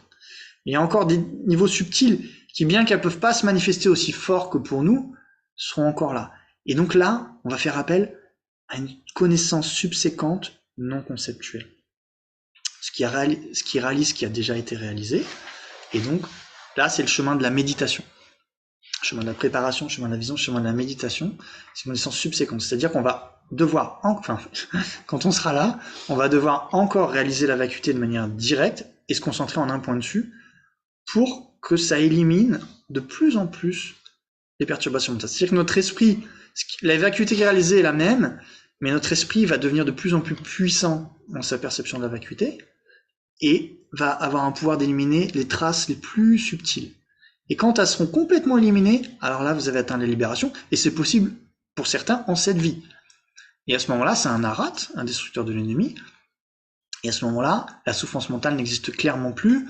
La souffrance physique, il y a un résidu, parce que il a toujours le corps qu'il a pris à travers les perturbations mentales et karma passés. Donc il peut avoir encore des souffrances physiques, mais il les vivra absolument pas comme quelqu'un d'ordinaire, ça c'est clair, ce sera pas vraiment un problème pour lui. Et au moment de la mort, oui, là son esprit n'est plus attaché au samsara, donc va dans une terre pure.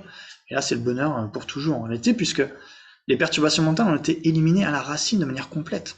Pourquoi est-ce que c'est des vues fausses? C'est que là maintenant, la perception de la réalité qui s'y oppose est ancrée de manière irréversible. Et donc c'est pour ça qu'on dit la libération est possible.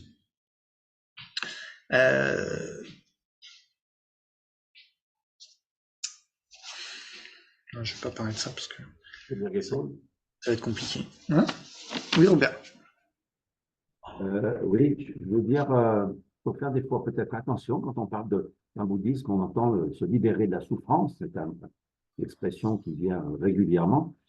Et en fait, il faut que ça soit compris dans le sens de la souffrance, surtout de la souffrance psychique. Parce que la souffrance physique, elle a son intérêt, elle a sa raison d'être. Parce que si l'humain demain ne souffrait plus, un être éveillé doit, à mon avis, souffrir parce alors il souffre peut-être pas comme un humain ordinaire dans le sens où il s'est détaché un petit peu, il sait comment, c'est sa conscience qui souffre, c'est sa conscience qui interprète quelque part la souffrance. Donc lui, il a réussi peut-être à amoindrir son niveau de souffrance, mais il y aura toujours la souffrance puisqu'elle est nécessaire. Si de ne plus souffrir, c'est une pathologie d'ailleurs qui existe. Hein. Il y en a très peu qui l'ont. C'est une maladie qui est grave, puisque celui qui souffre plus ne va pas vivre très longtemps. Ça s'appelle l'analgognosie. On peut chercher dans le dictionnaire. Je vais m'intéresser à la question il n'y a pas très D'accord, longtemps. d'accord. Ouais, non, Donc, d'accord. c'est pas du tout de cette question de cette souffrance dont il est question. Cette souffrance, elle prévient notre corps qu'il y a une mécanique qui dysfonctionne. Alors oui, de toute façon, bon, pour un arabe qui aurait éliminé l'ignorance, il a encore la souffrance physique, ça je suis d'accord avec toi. Pour un être complètement éveillé, c'est un peu plus délicat comme question, on va dire. Mais je pense que ce dont tu parles, sûrement ce cas pathologique que je connais pas, mais ça doit faire référence au fait qu'il ne fait plus l'expérience d'un certain niveau de souffrance de la souffrance peut-être. Mais il est toujours sur l'emprise des perturbations mentales. Et pour nous, ça, c'est une souffrance. Ça, c'est une souffrance. Donc, il souffre encore, même s'il s'en rend pas compte, même si lui, il identifie pas ça comme une souffrance. Après, je connais pas ce cas, donc je peux pas en parler, je ne sais pas. Mais en tout cas, un être éveillé, je veux dire, s'il avait plus de souffrance physique, ça serait pas une pathologie pour lui, parce qu'il est pas perturbé. Tu peux pas parler de pathologie quand il n'y a pas de perturbation mentale, ça n'a pas de sens. Donc peut-être la personne qui ressent plus la souffrance, je sais pas pour quelle raison elle ressent plus la souffrance, mais ça n'a rien à voir avec les raisons qui font qu'un Bouddha ne souffre plus. Et cette absence de souffrance, c'est deux choses totalement différentes, je pense. L'absence de souffrance de Bouddha, elle est empreinte d'une joie infinie, d'une félicité totale, etc., etc. Donc je pense pas que ces gens ils aient ça. Sinon, bah voilà, je serais content pour eux quelque part. Mais je pense qu'eux, ils doivent avoir d'autres facteurs psychologiques et tout ça, et que je ne connais pas. Je connais pas. Mais de mon point de vue, c'est pas la même chose. Mais c'est vrai que après la question de est-ce qu'un Bouddha et un Bodhisattva, quand il se réincarne dans le samsara, est-ce qu'il souffre ou pas, c'est une question, je pense, qui est un peu plus difficile à aborder. Parce que là, ça s'éloigne un petit peu tellement de notre expérience que ça devient difficile à concevoir. Donc je vais peut-être pas aller trop là-dedans, mais en tout cas, déjà, si on comprend que la souffrance mentale est totalement éliminée, c'est déjà énorme, on va dire. Mais donc, qu'est-ce qui va différencier du coup cet arhat qui s'est libéré du samsara et du Bouddha au Bodhisattva? C'est pas seulement que le Bouddha et le Bodhisattva il se libère des perturbations mentales, mais aussi qu'il développe toutes les qualités de compassion infinie et toutes les qualités de générosité, etc., d'omniscience pour être bénéfique aux êtres, en fait. Donc là, si on comprend bien là, cette explication, traverser cette conscience, comment les consciences valides peuvent éliminer les vues fausses, que toutes les perturbations mentales sont basées sur l'ignorance, qui est une vue fausse, et donc on peut s'en libérer. On peut, petit à petit, en réfléchissant à ça, comprendre que la libération est possible. Ce qui est déjà énorme. C'est déjà énorme. Si on arrive à comprendre ça, dans la vie, ça change tout. Vous voyez de quoi on parle quand même, c'est de se dire que vous avez la possibilité de ne plus souffrir. Là, avec votre vie humaine, parce que vous avez une capacité de connaissance, vous avez accès à des enseignements qui vous expliquent ça, vous avez une ouverture à ça, et donc vous pouvez réfléchir et comprendre, et développer cette compréhension en vous familiarisant avec, etc. Ça veut dire vous pouvez vous libérer des perturbations mentales et de la souffrance. Mais en définitive, quand même, pas juste aller un petit peu mieux. C'est quelque chose d'énorme. Alors bien sûr, dans la vie quotidienne, ça implique aussi qu'on peut déjà aller un peu mieux, grâce à la sagesse. Parce qu'on peut contrer les perturbations mentales dès maintenant, dans cette vie, à travers la compréhension de l'impermanence, du non-soi, et plein d'autres aspects. Par exemple, quand on regarde le Lamrim, les réalisations du Lamrim, comment ça se passe? Donc il y a différents objets de méditation. D'abord la dévotion au maître, après la présence humaine, après on médite sur l'impermanence grossière, la mort, qui est plus facile à comprendre, mais qui va déjà diminuer les perturbations mentales. Après le refuge, le karma, pour bien modifier notre éthique et créer les causes du bonheur. Après on va aller un peu plus profond dans les 4-9 vérités, en pensant à l'impermanence plus subtile, voir comment les perturbations mentales créent notre souffrance, l'ignorance, le non-soi, etc. Donc on va petit à petit développer notre sagesse, notre compréhension, et après on va vouloir développer la bodhicitta aussi, c'est-à-dire l'amour et la compassion, parce que on veut non seulement éliminer nos perturbations mentales, mais on veut aussi développer toutes les qualités pour le bien des êtres. Il y a tout un tas de méthodes. Donc comment ces réalisations vont naître dans le sein du Lamrim? Donc il y a 3 niveaux dans ces réalisations. Par exemple, si vous prenez l'amour et la compassion infinie. Donc vous avez des méthodes pour développer un amour, une compassion qui est basée sur des raisons correctes, pas juste sur l'attachement qui, on le sait maintenant, est basé sur des vues fausses et donc est réversible. Donc si vous avez de l'amour et la compassion juste par attachement, en fait, c'est pour ça que des fois du jour au lendemain, ça peut passer à la haine. Parce que c'est basé sur des raisons qui sont pas ancrées dans la réalité, sur une illusion, et une fois que cette illusion est détruite, l'amour et la compassion qui étaient liés peut être perdu. Je pense qu'on a tous eu cette expérience de notre vie, que d'autres vis-à-vis de nous, nous vis-à-vis d'autres. Donc c'est pas cet amour et compassion qu'on veut développer, ça marche pas. Par contre, si c'est ancré sur la réalisation, sur des réalisations qui sont en accord avec la réalité, alors là, on pourra développer graduellement un amour et compassion stable et irréversible envers les êtres. Et donc, dans l'Amrim, on a tout un tas de méthodes pour ça. Développer l'équanimité, comprendre que tous les êtres sont comme nous. Ça, c'est vrai, c'est pas une illusion. Les êtres sont comme nous, ils veulent être heureux, ils veulent pas souffrir. C'est vrai, non? Ensuite, tous nos bonheurs dépendent des êtres. Tous nos bonheurs dépendent des êtres. Par exemple, sans les êtres, j'aurais pas de confort, de vêtements, la nourriture, etc. Et non seulement ça, bien sûr aussi, vous êtes dire oui, mais les êtres aussi, ils font des trucs pas bien. Oui, mais là, ce dont on parle, c'est quand même vrai. Ils font plein de choses pour notre bonheur, pas forcément intentionnellement, mais ils participent à notre bonheur. Sans eux, on n'est pas grand-chose. Sans nos parents, etc., on n'est pas grand-chose, l'éducation et tout ça. Et spirituellement, on dépend des autres énormément. Parce que si on veut atteindre l'éveil, il faut développer l'amour et la compassion pour les autres. Pour avoir des bonheurs de vie future, il faut pratiquer la générosité, l'éthique de ne pas leur nuire, la patience par rapport à ceux qui nous nuisent, etc., etc. Donc il y a un tas de raisons valides pour considérer que les autres sont importants et précieux. C'est pas basé sur l'illusion, c'est la réalité. Donc vous voyez, on essaie de développer une amour et compassion qui va apprécier les autres, voir qu'ils sont bons, basé sur la réalité. Il y a d'autres, par exemple, qui ont été nos mères dans la vie passée. Donc là, c'est plus difficile, parce qu'il faut déjà avoir intégré beaucoup les vies passées, la compréhension de la réincarnation. Donc je vais pas aller trop là-dedans. Mais il y a plein de raisons qu'on essaye d'évoquer pour nous faire comprendre que les êtres sont précieux et sont dignes de notre amour, de notre compassion. Tous.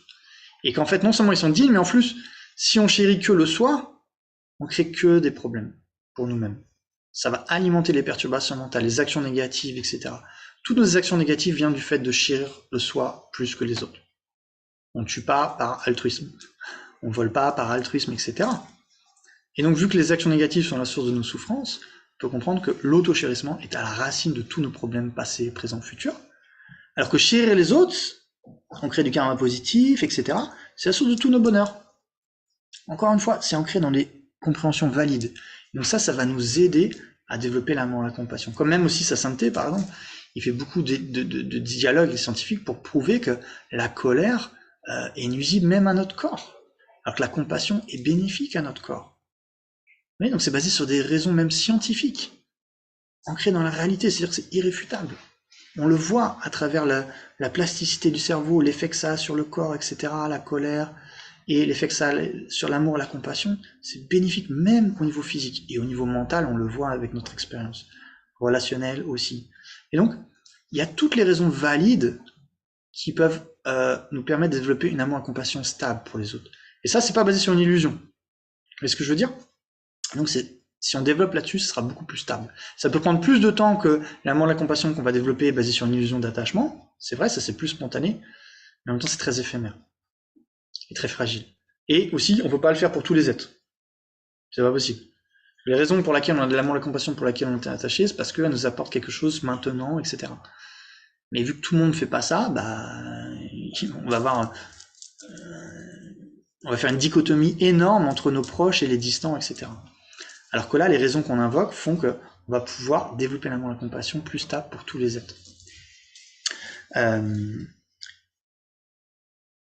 Et donc, on peut développer l'amour et la compassion de manière stable, infinie, etc.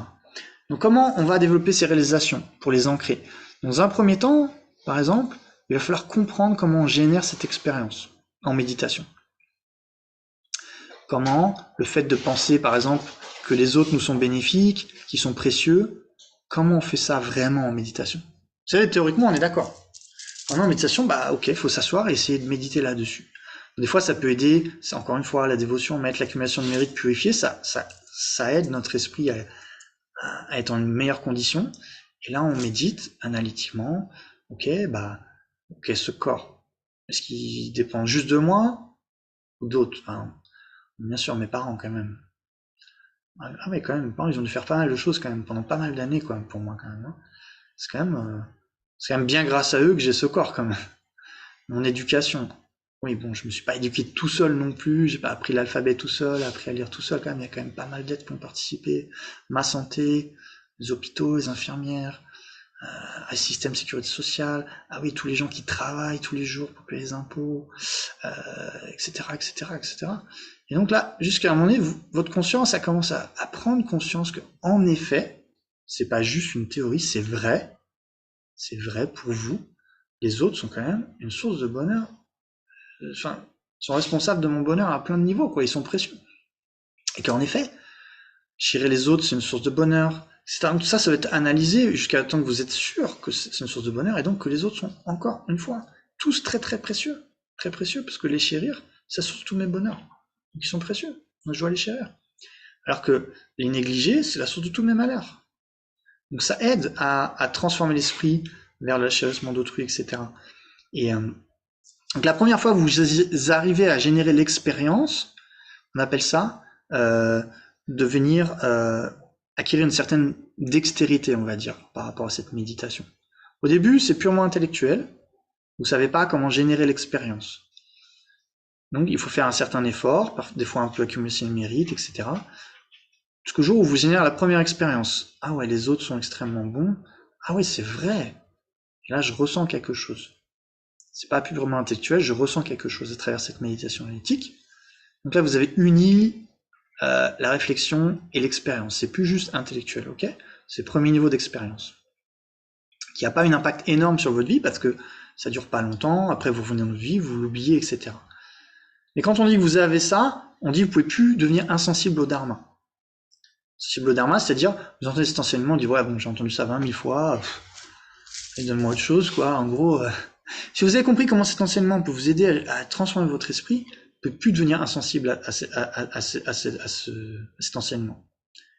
Donc le danger, si on ne fait pas cet effort, c'est de devenir insensible au dharma.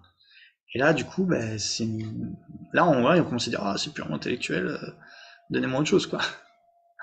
Voilà. Donc, première expérience, on devient habile, une certaine dextérité pour générer l'expérience.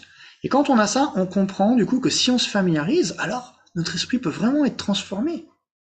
Et donc, la foi, une nouvelle foi va venir en nous, et une nouvelle aspiration, détermination va se développer en nous à vouloir faire ça encore et encore. Donc ensuite, quand on va recommencer, vu que ce sera plus facile, là, mais il faudra quand même faire des efforts pour générer cette expérience de nouveau. C'est pas que ça va être spontané, on s'assoit, tous les êtres sont bons et on ressent la bonté des êtres, pas du tout. Il va falloir faire encore des efforts pour générer cette expérience une nouvelle fois. Là, c'est ce qu'on appelle, c'est une réalisation, mais avec effort. Réalisation avec effort. Et qu'est-ce qui se passe quand on fait beaucoup d'efforts avec le mental sur quelque chose? C'est que ça devient plus facile, par l'habitude. Et donc, quand ça devient de plus en plus facile, à un moment donné, en effet, justement, les êtres sont bons, va générer l'expérience spontanée. Donc ça, c'est ce qu'on appelle une réalisation spontanée dans le lamrim. Imaginez si vous avez la réalisation spontanée que tous les êtres sont extrêmement bons, pas de colère, hein, qu'est-ce qu'il en reste, quoi? Et votre amour et votre compassion, imaginez comment elle sera. Donc, ça devient clair qu'il y a des étapes de réalisation aussi. Donc, il y a la première réalisation inférentielle qui comprend le sujet, comment générer l'expérience, et ensuite, il y a l'approfondissement de cette réalisation qui doit se développer encore et encore. Et ça, c'est vrai pour l'impermanence, c'est vrai pour la vacuité, c'est vrai pour la compassion, pour le renoncement, pour la dévotion. Donc tout ça, c'est pour ça qu'on doit se familiariser. Le lamrim, ça va combiner tous les enseignements du Bouddha, du Mahayana, pour pouvoir être intégré dans la pratique, en fait.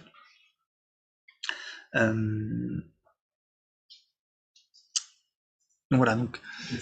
Oui. La réalisation spontanée est toujours inférentielle. Alors, la réalisation spontanée n'est plus inférentielle, elle est nécessairement subséquente. La réalisation spontanée, c'est le résultat d'une familiarisation avec une réalisation. Mais conceptuelle, elle reste conceptuelle. Alors, spontané, est-ce que c'est conceptuel? Ça dépend. Pour la bodhisattva, oui. Tant qu'on n'est pas Bouddha, on va dire, c'est conceptuel. Dans ce sens, c'est quand même la conscience mentale qui réalise ça à travers une image mentale, mais c'est quand même très puissant. Par exemple, notre colère et notre attachement sont conceptuels et sont spontanés. Quand on est très en colère contre quelqu'un, vous pouvez être dans votre chambre, penser à la personne et être très en colère, donc c'est conceptuel. Il y a une image mentale et tout, mais ça peut être très très puissant. Et vous voyez, la colère, elle peut être spontanée, mais elle peut avoir, même en étant spontanée, il y a différentes forces de colère. Donc même une fois que c'est spontané, la colère, si vous l'alimentez de plus en plus, ça va devenir de plus en plus forte. Vous pensez encore à cette personne tous les jours, même si c'est spontané dans le sens où il n'y a pas d'effort pour la générer, elle peut être de plus en plus forte. C'est pareil pour l'amour et la compassion. Même une fois qu'elle est spontanée, si vous familiarisez avec encore, elle peut se développer et devenir encore de plus en plus forte. Et donc là, il y a une différence entre l'entraînement mental et l'entraînement physique, comme certains ont entendu. C'est toujours Dharma Kurti qui explique ça pour prouver que l'éveil est possible. Là, d'un côté, on prouve que l'élimination des perturbations mentales est possible grâce à la familiarisation avec la sagesse. Et maintenant, on prouve que l'amour et la compassion infinie est possible grâce à la familiarisation. Pourquoi? Parce que le corps et l'esprit, ça fonctionne pas pareil. Par exemple, le corps, quand vous faites du saut en longueur, désolé pour ceux qui l'ont entendu déjà hier, mais c'est pas grave, familiarisation, méditation, c'est la même chose. Donc, vous faites beaucoup d'efforts pour sauter le plus loin possible. Vous faites 2,50 m. Vous êtes content, ok. Vous allez vous entraîner, vous allez faire des exercices, vous allez faire de la musculation pour les cuisses et tout, machin. Vous arrivez à 2,60 m, 2,70 m, vous êtes tellement heureux, tellement heureux. Au bout d'un moment, vous allez arriver à une limite, on va dire, allez, 3,22 m. Vous allez vous entraîner, et vous allez ressauter. Est-ce qu'au bout d'un moment, ça va devenir très facile de faire ces 3,22 m? Tu crois? Parce que si ça devient très facile de faire ces 3,22 m, alors du coup, en faisant un peu d'effort, on devrait faire 3,25 m. Puis au bout d'un moment, en refaisant, ça va devenir très facile, et donc on va faire, en faisant un peu plus d'effort, du coup 3,30 m. Du coup, on pourrait progresser indéfiniment. Et on battrait tous les records du monde très rapidement, en fait. En fait, c'est pas comme ça. Donc, quand on arrive à une limite au niveau physique, pour atteindre ce même record, il va falloir faire autant d'efforts à chaque fois, même. T'es obligé de faire d'efforts, des fois tu n'y arrives même pas. Donc c'est pas que ça devient plus facile avec l'habitude, au bout d'un moment. La marge de progression est limitée. Et pour le mental, c'est pas comme ça. C'est pas comme ça. Par exemple, vous avez appris l'alphabet, A, B, c'était très dur. À force de répéter, c'est plus facile, etc. Après, vous avez formé des syllabes, des mots, des phrases. Et maintenant, vous ouvrez un livre et bam, on dirait que tous les mots, ils vous sautent à l'esprit spontanément, vous voyez. Et sur cette base, vous pouvez apprendre de plus en plus de choses. Parce que c'est devenu, ce qui était difficile au début est devenu facile et vous avez pu construire sur vos acquis, encore, d'un point de vue mental. Donc, le développement de l'amour et de la compassion, c'est pareil. Si vous êtes familier à aimer 100 personnes, au bout d'un moment, ça devient facile. Et donc, en faisant un peu plus d'efforts, vous pouvez en aimer 200, 300, 400. Et si vous entraînez, à un moment donné, ça devient spontané. Et donc, le développement des qualités de l'esprit, en plus, parce qu'il est basé sur la réalité, donc il n'est pas obstrué, parce que c'est pas basé sur une illusion, il n'est pas obstrué par la réalité, mais aussi, l'esprit a cette caractéristique que tout devient plus facile avec l'habitude. Et donc, le développement des qualités d'amour et de compassion, on dit, est illimité. Et donc, l'éveil est possible. Parce que, d'un côté, on peut éliminer toutes les perturbations mentales, et d'un autre côté, on peut développer toutes les qualités à l'infini. D'un autre côté, on a plein de vie pour le faire, et quand on meurt, nos tendances, c'est tout ce qui reste avec nous. Pas notre corps, nos positions, tout, mais c'est notre esprit qui va d'une vie à l'autre. Donc forcément, toutes ces tendances fait que c'est plus facile dans la vie. C'est pour ça qu'il y a des enfants qui naissent avec un amour compassion plus spontané, d'autres c'est le contraire, etc. Donc parce que ça dépend de la familiarisation avec ces états d'esprit dans les vies passées. Donc même d'une vie à l'autre, on peut continuer à progresser, etc., etc. Et donc Dharma Kurti dit que en réfléchissant encore à ces points, on peut réaliser que l'éveil est possible en fait. La bouddhaïté est possible. Donc la réalisation suprême, c'est quand toutes les qualités ont été développées sur la base de la compréhension de la réalité, pas sur une illusion, et les perturbations mentales ont été éliminées sur la base de la compréhension de la nature, du soi, des phénomènes, etc. Donc c'est pour ça qu'on dit qu'on peut se libérer complètement des illusions et obtenir toutes les réalisations jusqu'à la réalisation suprême de l'éveil. Donc vous voyez, quand les réalisations, en fait, ça peut vouloir dire plein de choses, plein de niveaux. Premier degré de réalisation, donc il y a des réalisations totalement mondaines qui nous intéressent pas dans la voie spirituelle. Finalement, de savoir que le Big Bang a 14 milliards d'années ou 14,5, en fait, sincèrement, si on meurt sans savoir ça, c'est pas un problème. Vraiment. Même que la Terre est ronde, c'est pas très très important. Comment les atomes, dans quel sens ils tournent, les électrons, dans quel sens ils tournent, etc., c'est pas non plus essentiel. Par contre, réaliser le non-soi, l'impermanence, l'amour, la compassion, ça par contre c'est accessible pour nous maintenant, parce que là, il y a déjà le scientifique suprême, le Bouddha, qui a déjà découvert tout ça parfaitement et qui nous l'expose. Et nous, on a la capacité de comprendre ça et d'entraîner notre esprit à ça. Et donc si on met toute notre énergie là-dedans, alors c'est sûr que nos qualités peuvent se développer, les fautes, les perturbations mentales peuvent être éliminées graduellement, etc. Et donc les réalisations peuvent se développer, les réalisations du Dharma, en fait, c'est ça qui nous intéresse en réalité. Vous voyez, les premières réalisations qui comprennent premièrement les choses qu'on n'avait pas compris avant, et ensuite les réalisations qui sont dues plus à une familiarisation avec ça, qui vont faire que toutes ces expériences, ces qualités vont pouvoir se développer encore et encore et encore. C'est ça l'objet, le but de la méditation et de la pratique quotidienne aussi, que la pratique quotidienne participe à ça. Si par exemple au quotidien on se rappelle encore de l'impermanence dans notre vie quotidienne, l'amour, la compassion, etc., ça va participer à ce processus de familiarisation automatiquement. C'est pour ça que c'est très important au quotidien. Les maîtres ils disent, par exemple, si on médite sur un thème, sur l'impermanence, tout ça, essayez de l'amener dans notre quotidien, de percevoir tout comme tout ce qui peut nous rappeler l'impermanence. Par exemple, si vous méditez sur la mort, dès que vous entendez quelqu'un est mort, on dit ok, c'est ce qui va m'arriver.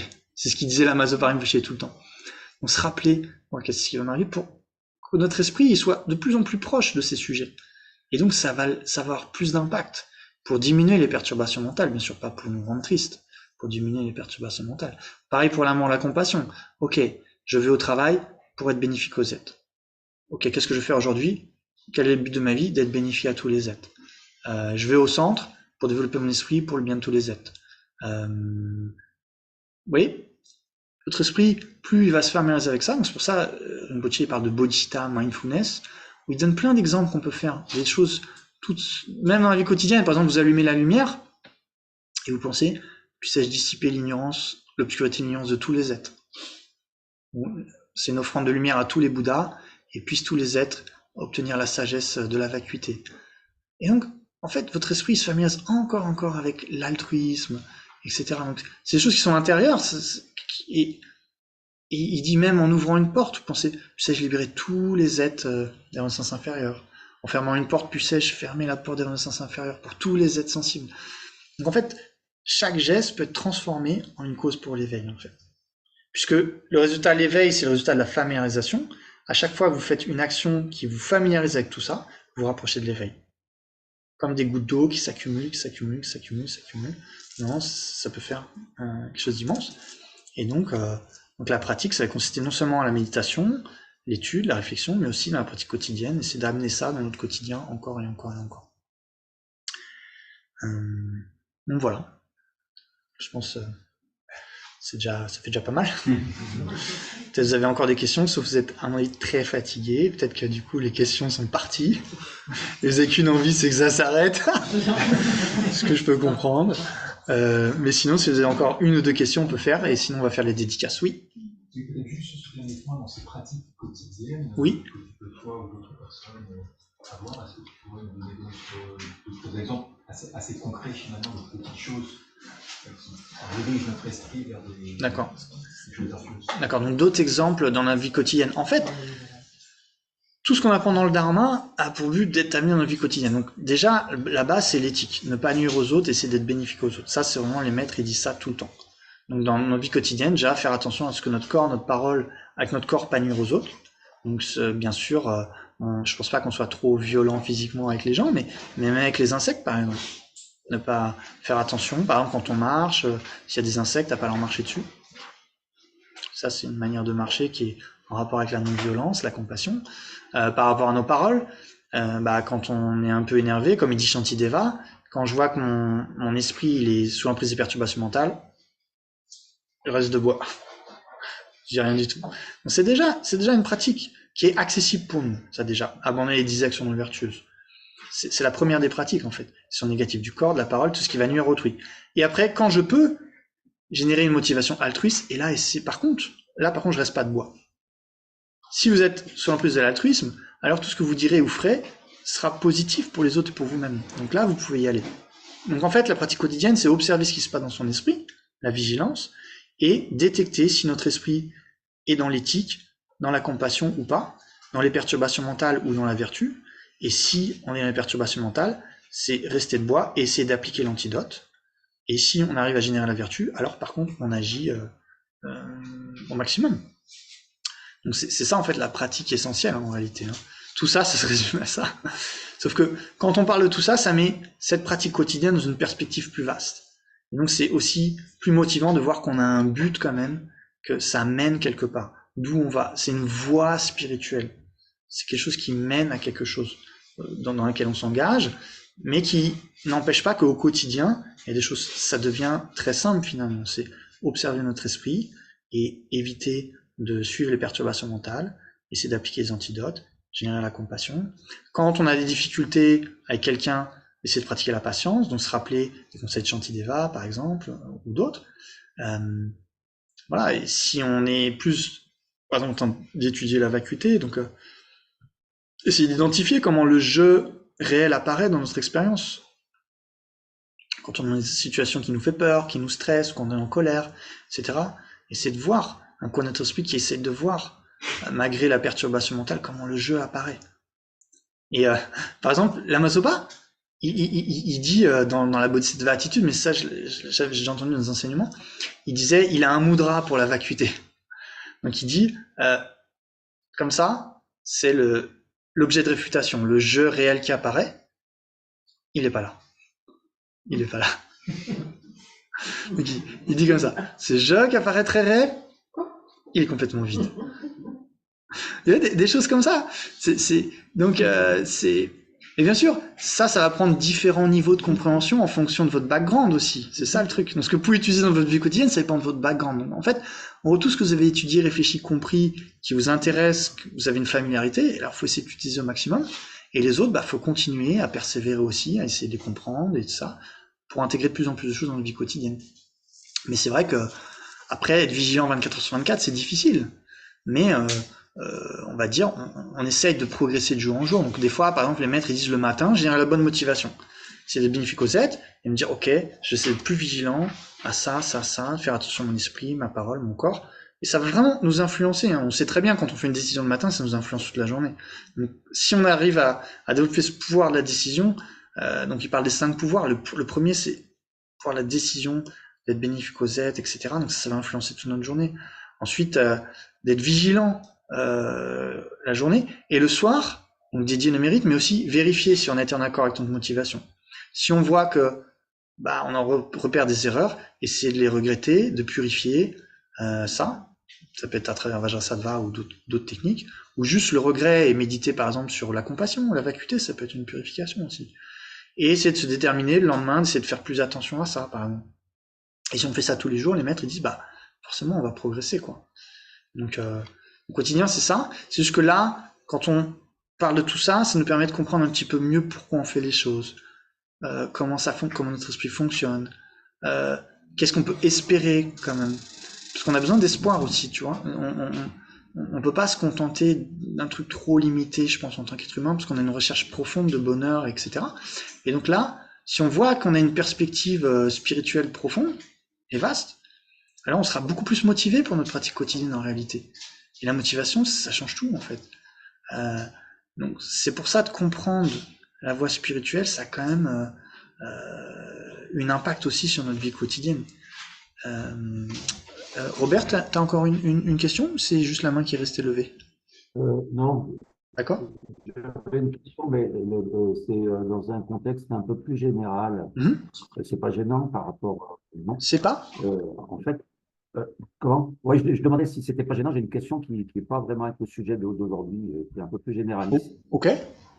Ouais, en fait, c'est par rapport à la vue bouddhiste. Bon, ça, j'ai bien compris que il n'y avait pas une vision créationniste. Bon, il n'y a pas de Dieu qui a créé l'humain. C'est pas une vision aussi comment darwinienne où il y a une vision évolutionniste où l'humain serait né d'un fine particule, bref, qui se serait développé. Quand on sait que la Terre elle a 4 milliards d'années à peu près d'existence, donc et si on considère est-ce que le bouddhisme considère que finalement l'humain, il a toujours existé en tant qu'humain, mais peut-être dans d'autres lieux que la Terre, puisqu'aujourd'hui, scientifiquement, on sait aussi quand même que la Terre, elle n'a pas toujours comporté des humains, il y a eu des dinosaures, enfin bon, Ouais, bien sûr. voir. Ouais, je pense pas que la vision évolutionniste soit un problème en soi dans le bouddhisme, parce qu'on sait qu'on ne renaît pas toujours en tant qu'être humain déjà. Donc notre esprit, il peut prendre naissance animale, etc. C'est une chose. Après, c'est vrai que là, c'est plus difficile. On pense aussi qu'il peut y avoir d'autres planètes dans cet univers.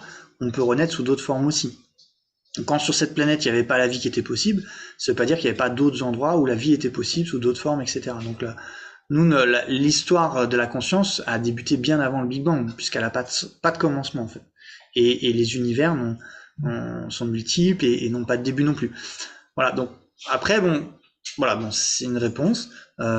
Mais ce que je veux dire, c'est même si c'est difficile ces questions-là pour nous dans un premier temps, ce qui compte, c'est de voir que, en fait, on peut comprendre que l'ignorance c'est la source de notre souffrance, que la sagesse peut l'éliminer, qu'on peut développer l'amour, la compassion, etc. Donc, si on comprend ça, de toute façon, même s'il y a des questions qui restent encore en suspens, pour l'instant, ça peut évoluer encore avec notre analyse, etc.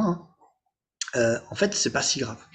C'est pour ça que le Bouddha, des fois, à ces questions, il répondait pas. C'est pas qu'il avait pas de réponse. Des fois, les gens, ils interprètent mal. Le Bouddha, il répondait pas à cette question, ça voulait dire qu'il n'y a pas de réponse. C'est pas vrai.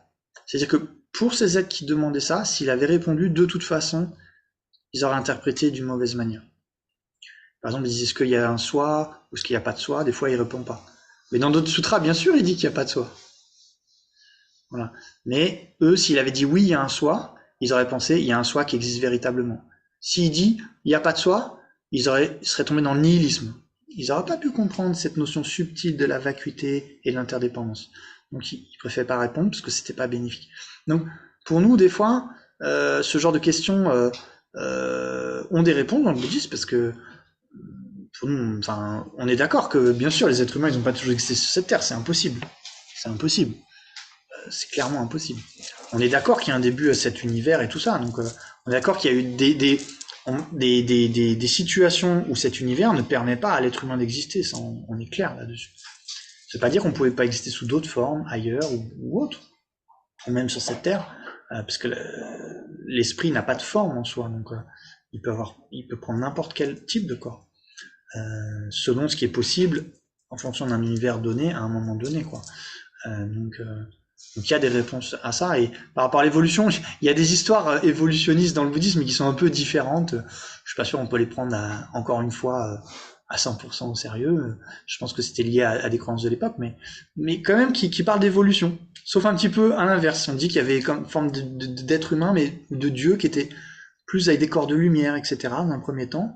Puis au fur et à mesure, à cause du désir, ils sont devenus de plus en plus grossiers, etc., etc. Et donc, mais on parle quand même d'une évolution, parce qu'on est bien conscient que c'est pas possible que des êtres constitués comme ça aient toujours existé sur cette Terre, c'est pas possible. Donc peu importe qui a raison, même c'est Darwin, qu'au niveau physique ça s'est passé comme ça, ce qui change rien au niveau mental et karmique, hein. C'est possible ce qu'a dit Darwin, et c'est peut-être vrai, hein. Mais c'est pas, je pense pas que ce soit un problème en soi, quoi. Si c'est prouvé comme juste, on peut l'accepter à 100%. Seulement, ce qu'on dit, nous, c'est que ce qui anime cette évolution, il y a aussi la conscience quand même. Faut pas oublier ça. Parce que ce qui veut être heureux, ce qui veut pas souffrir, ce qui veut survivre, ce qui veut pas mourir, c'est l'esprit, c'est pas le corps. Là, par exemple, si... Comment ?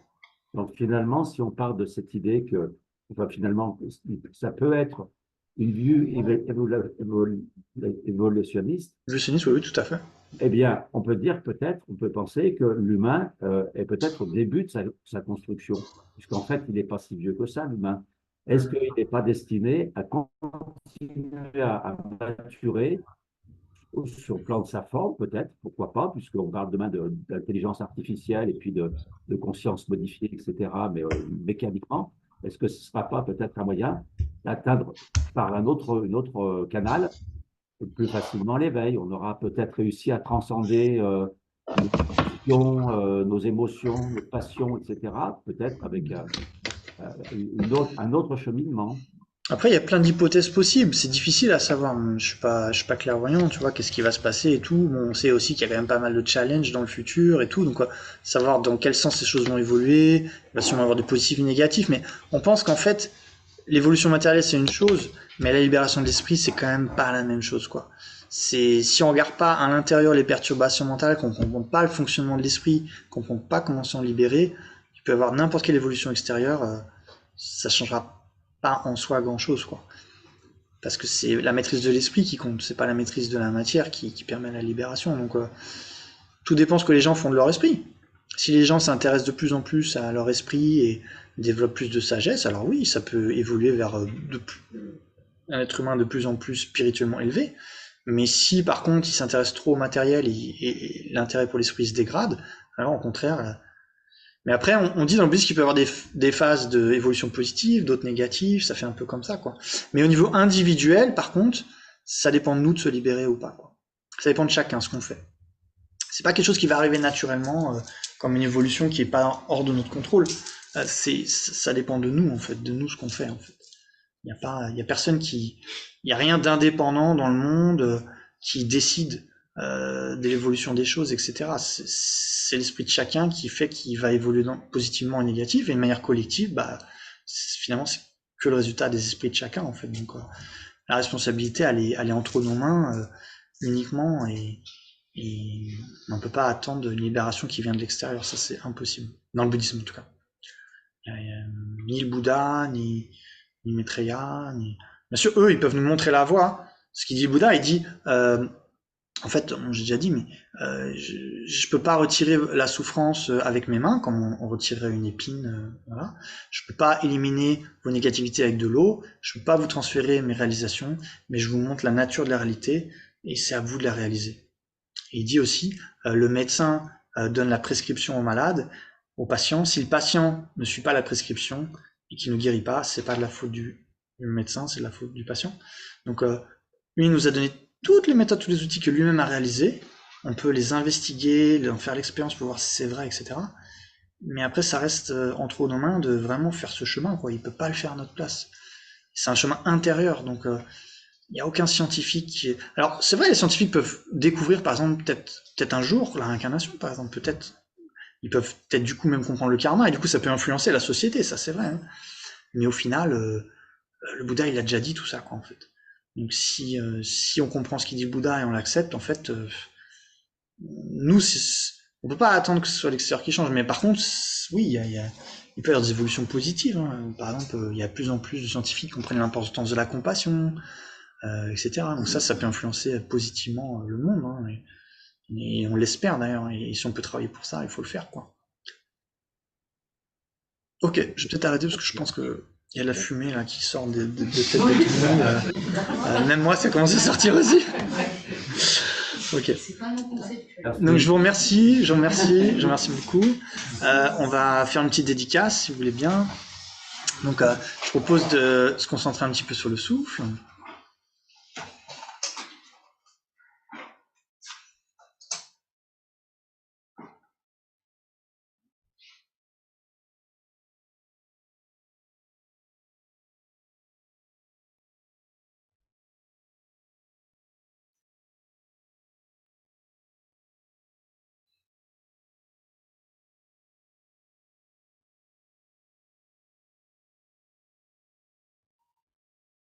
On peut se réjouir d'avoir pris ce temps aujourd'hui pour un sujet qui n'est pas si simple, parce qu'on aborde des aspects de l'enseignement qui sont plus techniques, mais en même temps, si on a réussi juste si ça peut nous aider à comprendre qu'on a une possibilité de se libérer des perturbations mentales, de travailler sur notre esprit, qu'on a la capacité de développer l'amour, la compassion, d'améliorer nos qualités pour le bien des êtres, alors c'est extrêmement précieux. C'est ça le but véritable de tout cela. Qu'on a un potentiel extraordinaire et donc de vouloir en tirer l'essence. Donc on peut se réjouir d'avoir passé ce temps aujourd'hui, tous ces efforts, et donc on peut dédier tous ces mérites, cette énergie positive, ces empreintes positives, même s'il y a des choses qu'on n'a pas compris, ça laisse des empreintes, qui fait que ce sera plus facile à comprendre petit à petit.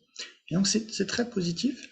Donc on peut dédier tout cela afin d'être en effet capable de développer des connaissances valides, mais pas n'importe quelle connaissance valide, des connaissances valides concernant les enseignements du Bouddha, la nature de notre esprit, la vacuité, l'impermanence, développer l'amour, la compassion, afin d'être bénéfique à nous-mêmes et à tous les êtres. Si vous pouvez dédier dans ce sens, et aussi si vous souhaitez faire vos dédicaces personnelles, vous pouvez faire vos dédicaces personnelles.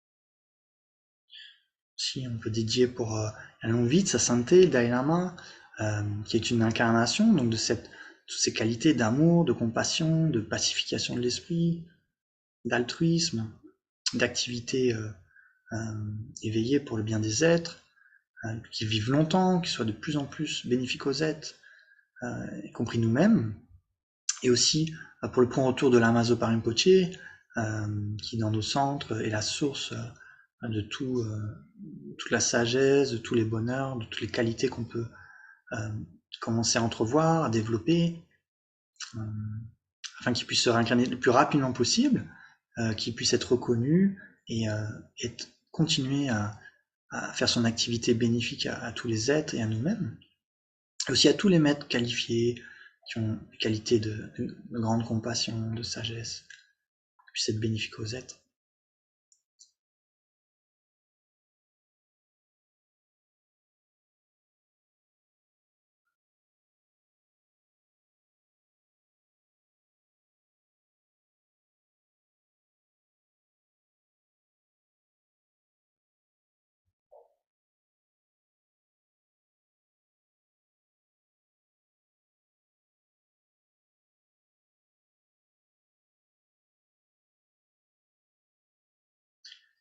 Merci à toutes et à tous pour votre attention, pour votre persévérance, que c'était pas facile, il y a beaucoup de choses, et je vois que vous êtes encore là, donc bravo. Et voilà, j'espère que vous pourrez tirer quelque chose pour votre vie quotidienne, et puis peut-être même pour votre compréhension du Dharma en général, qui peut peut-être être utile. Sinon, comme dit sa sainteté, s'il y a des choses qui ne sont pas bénéfiques, bon, bah, vous pouvez laisser en équanimité, c'est ok. S'il y a des choses qui sont bénéfiques, vous prenez.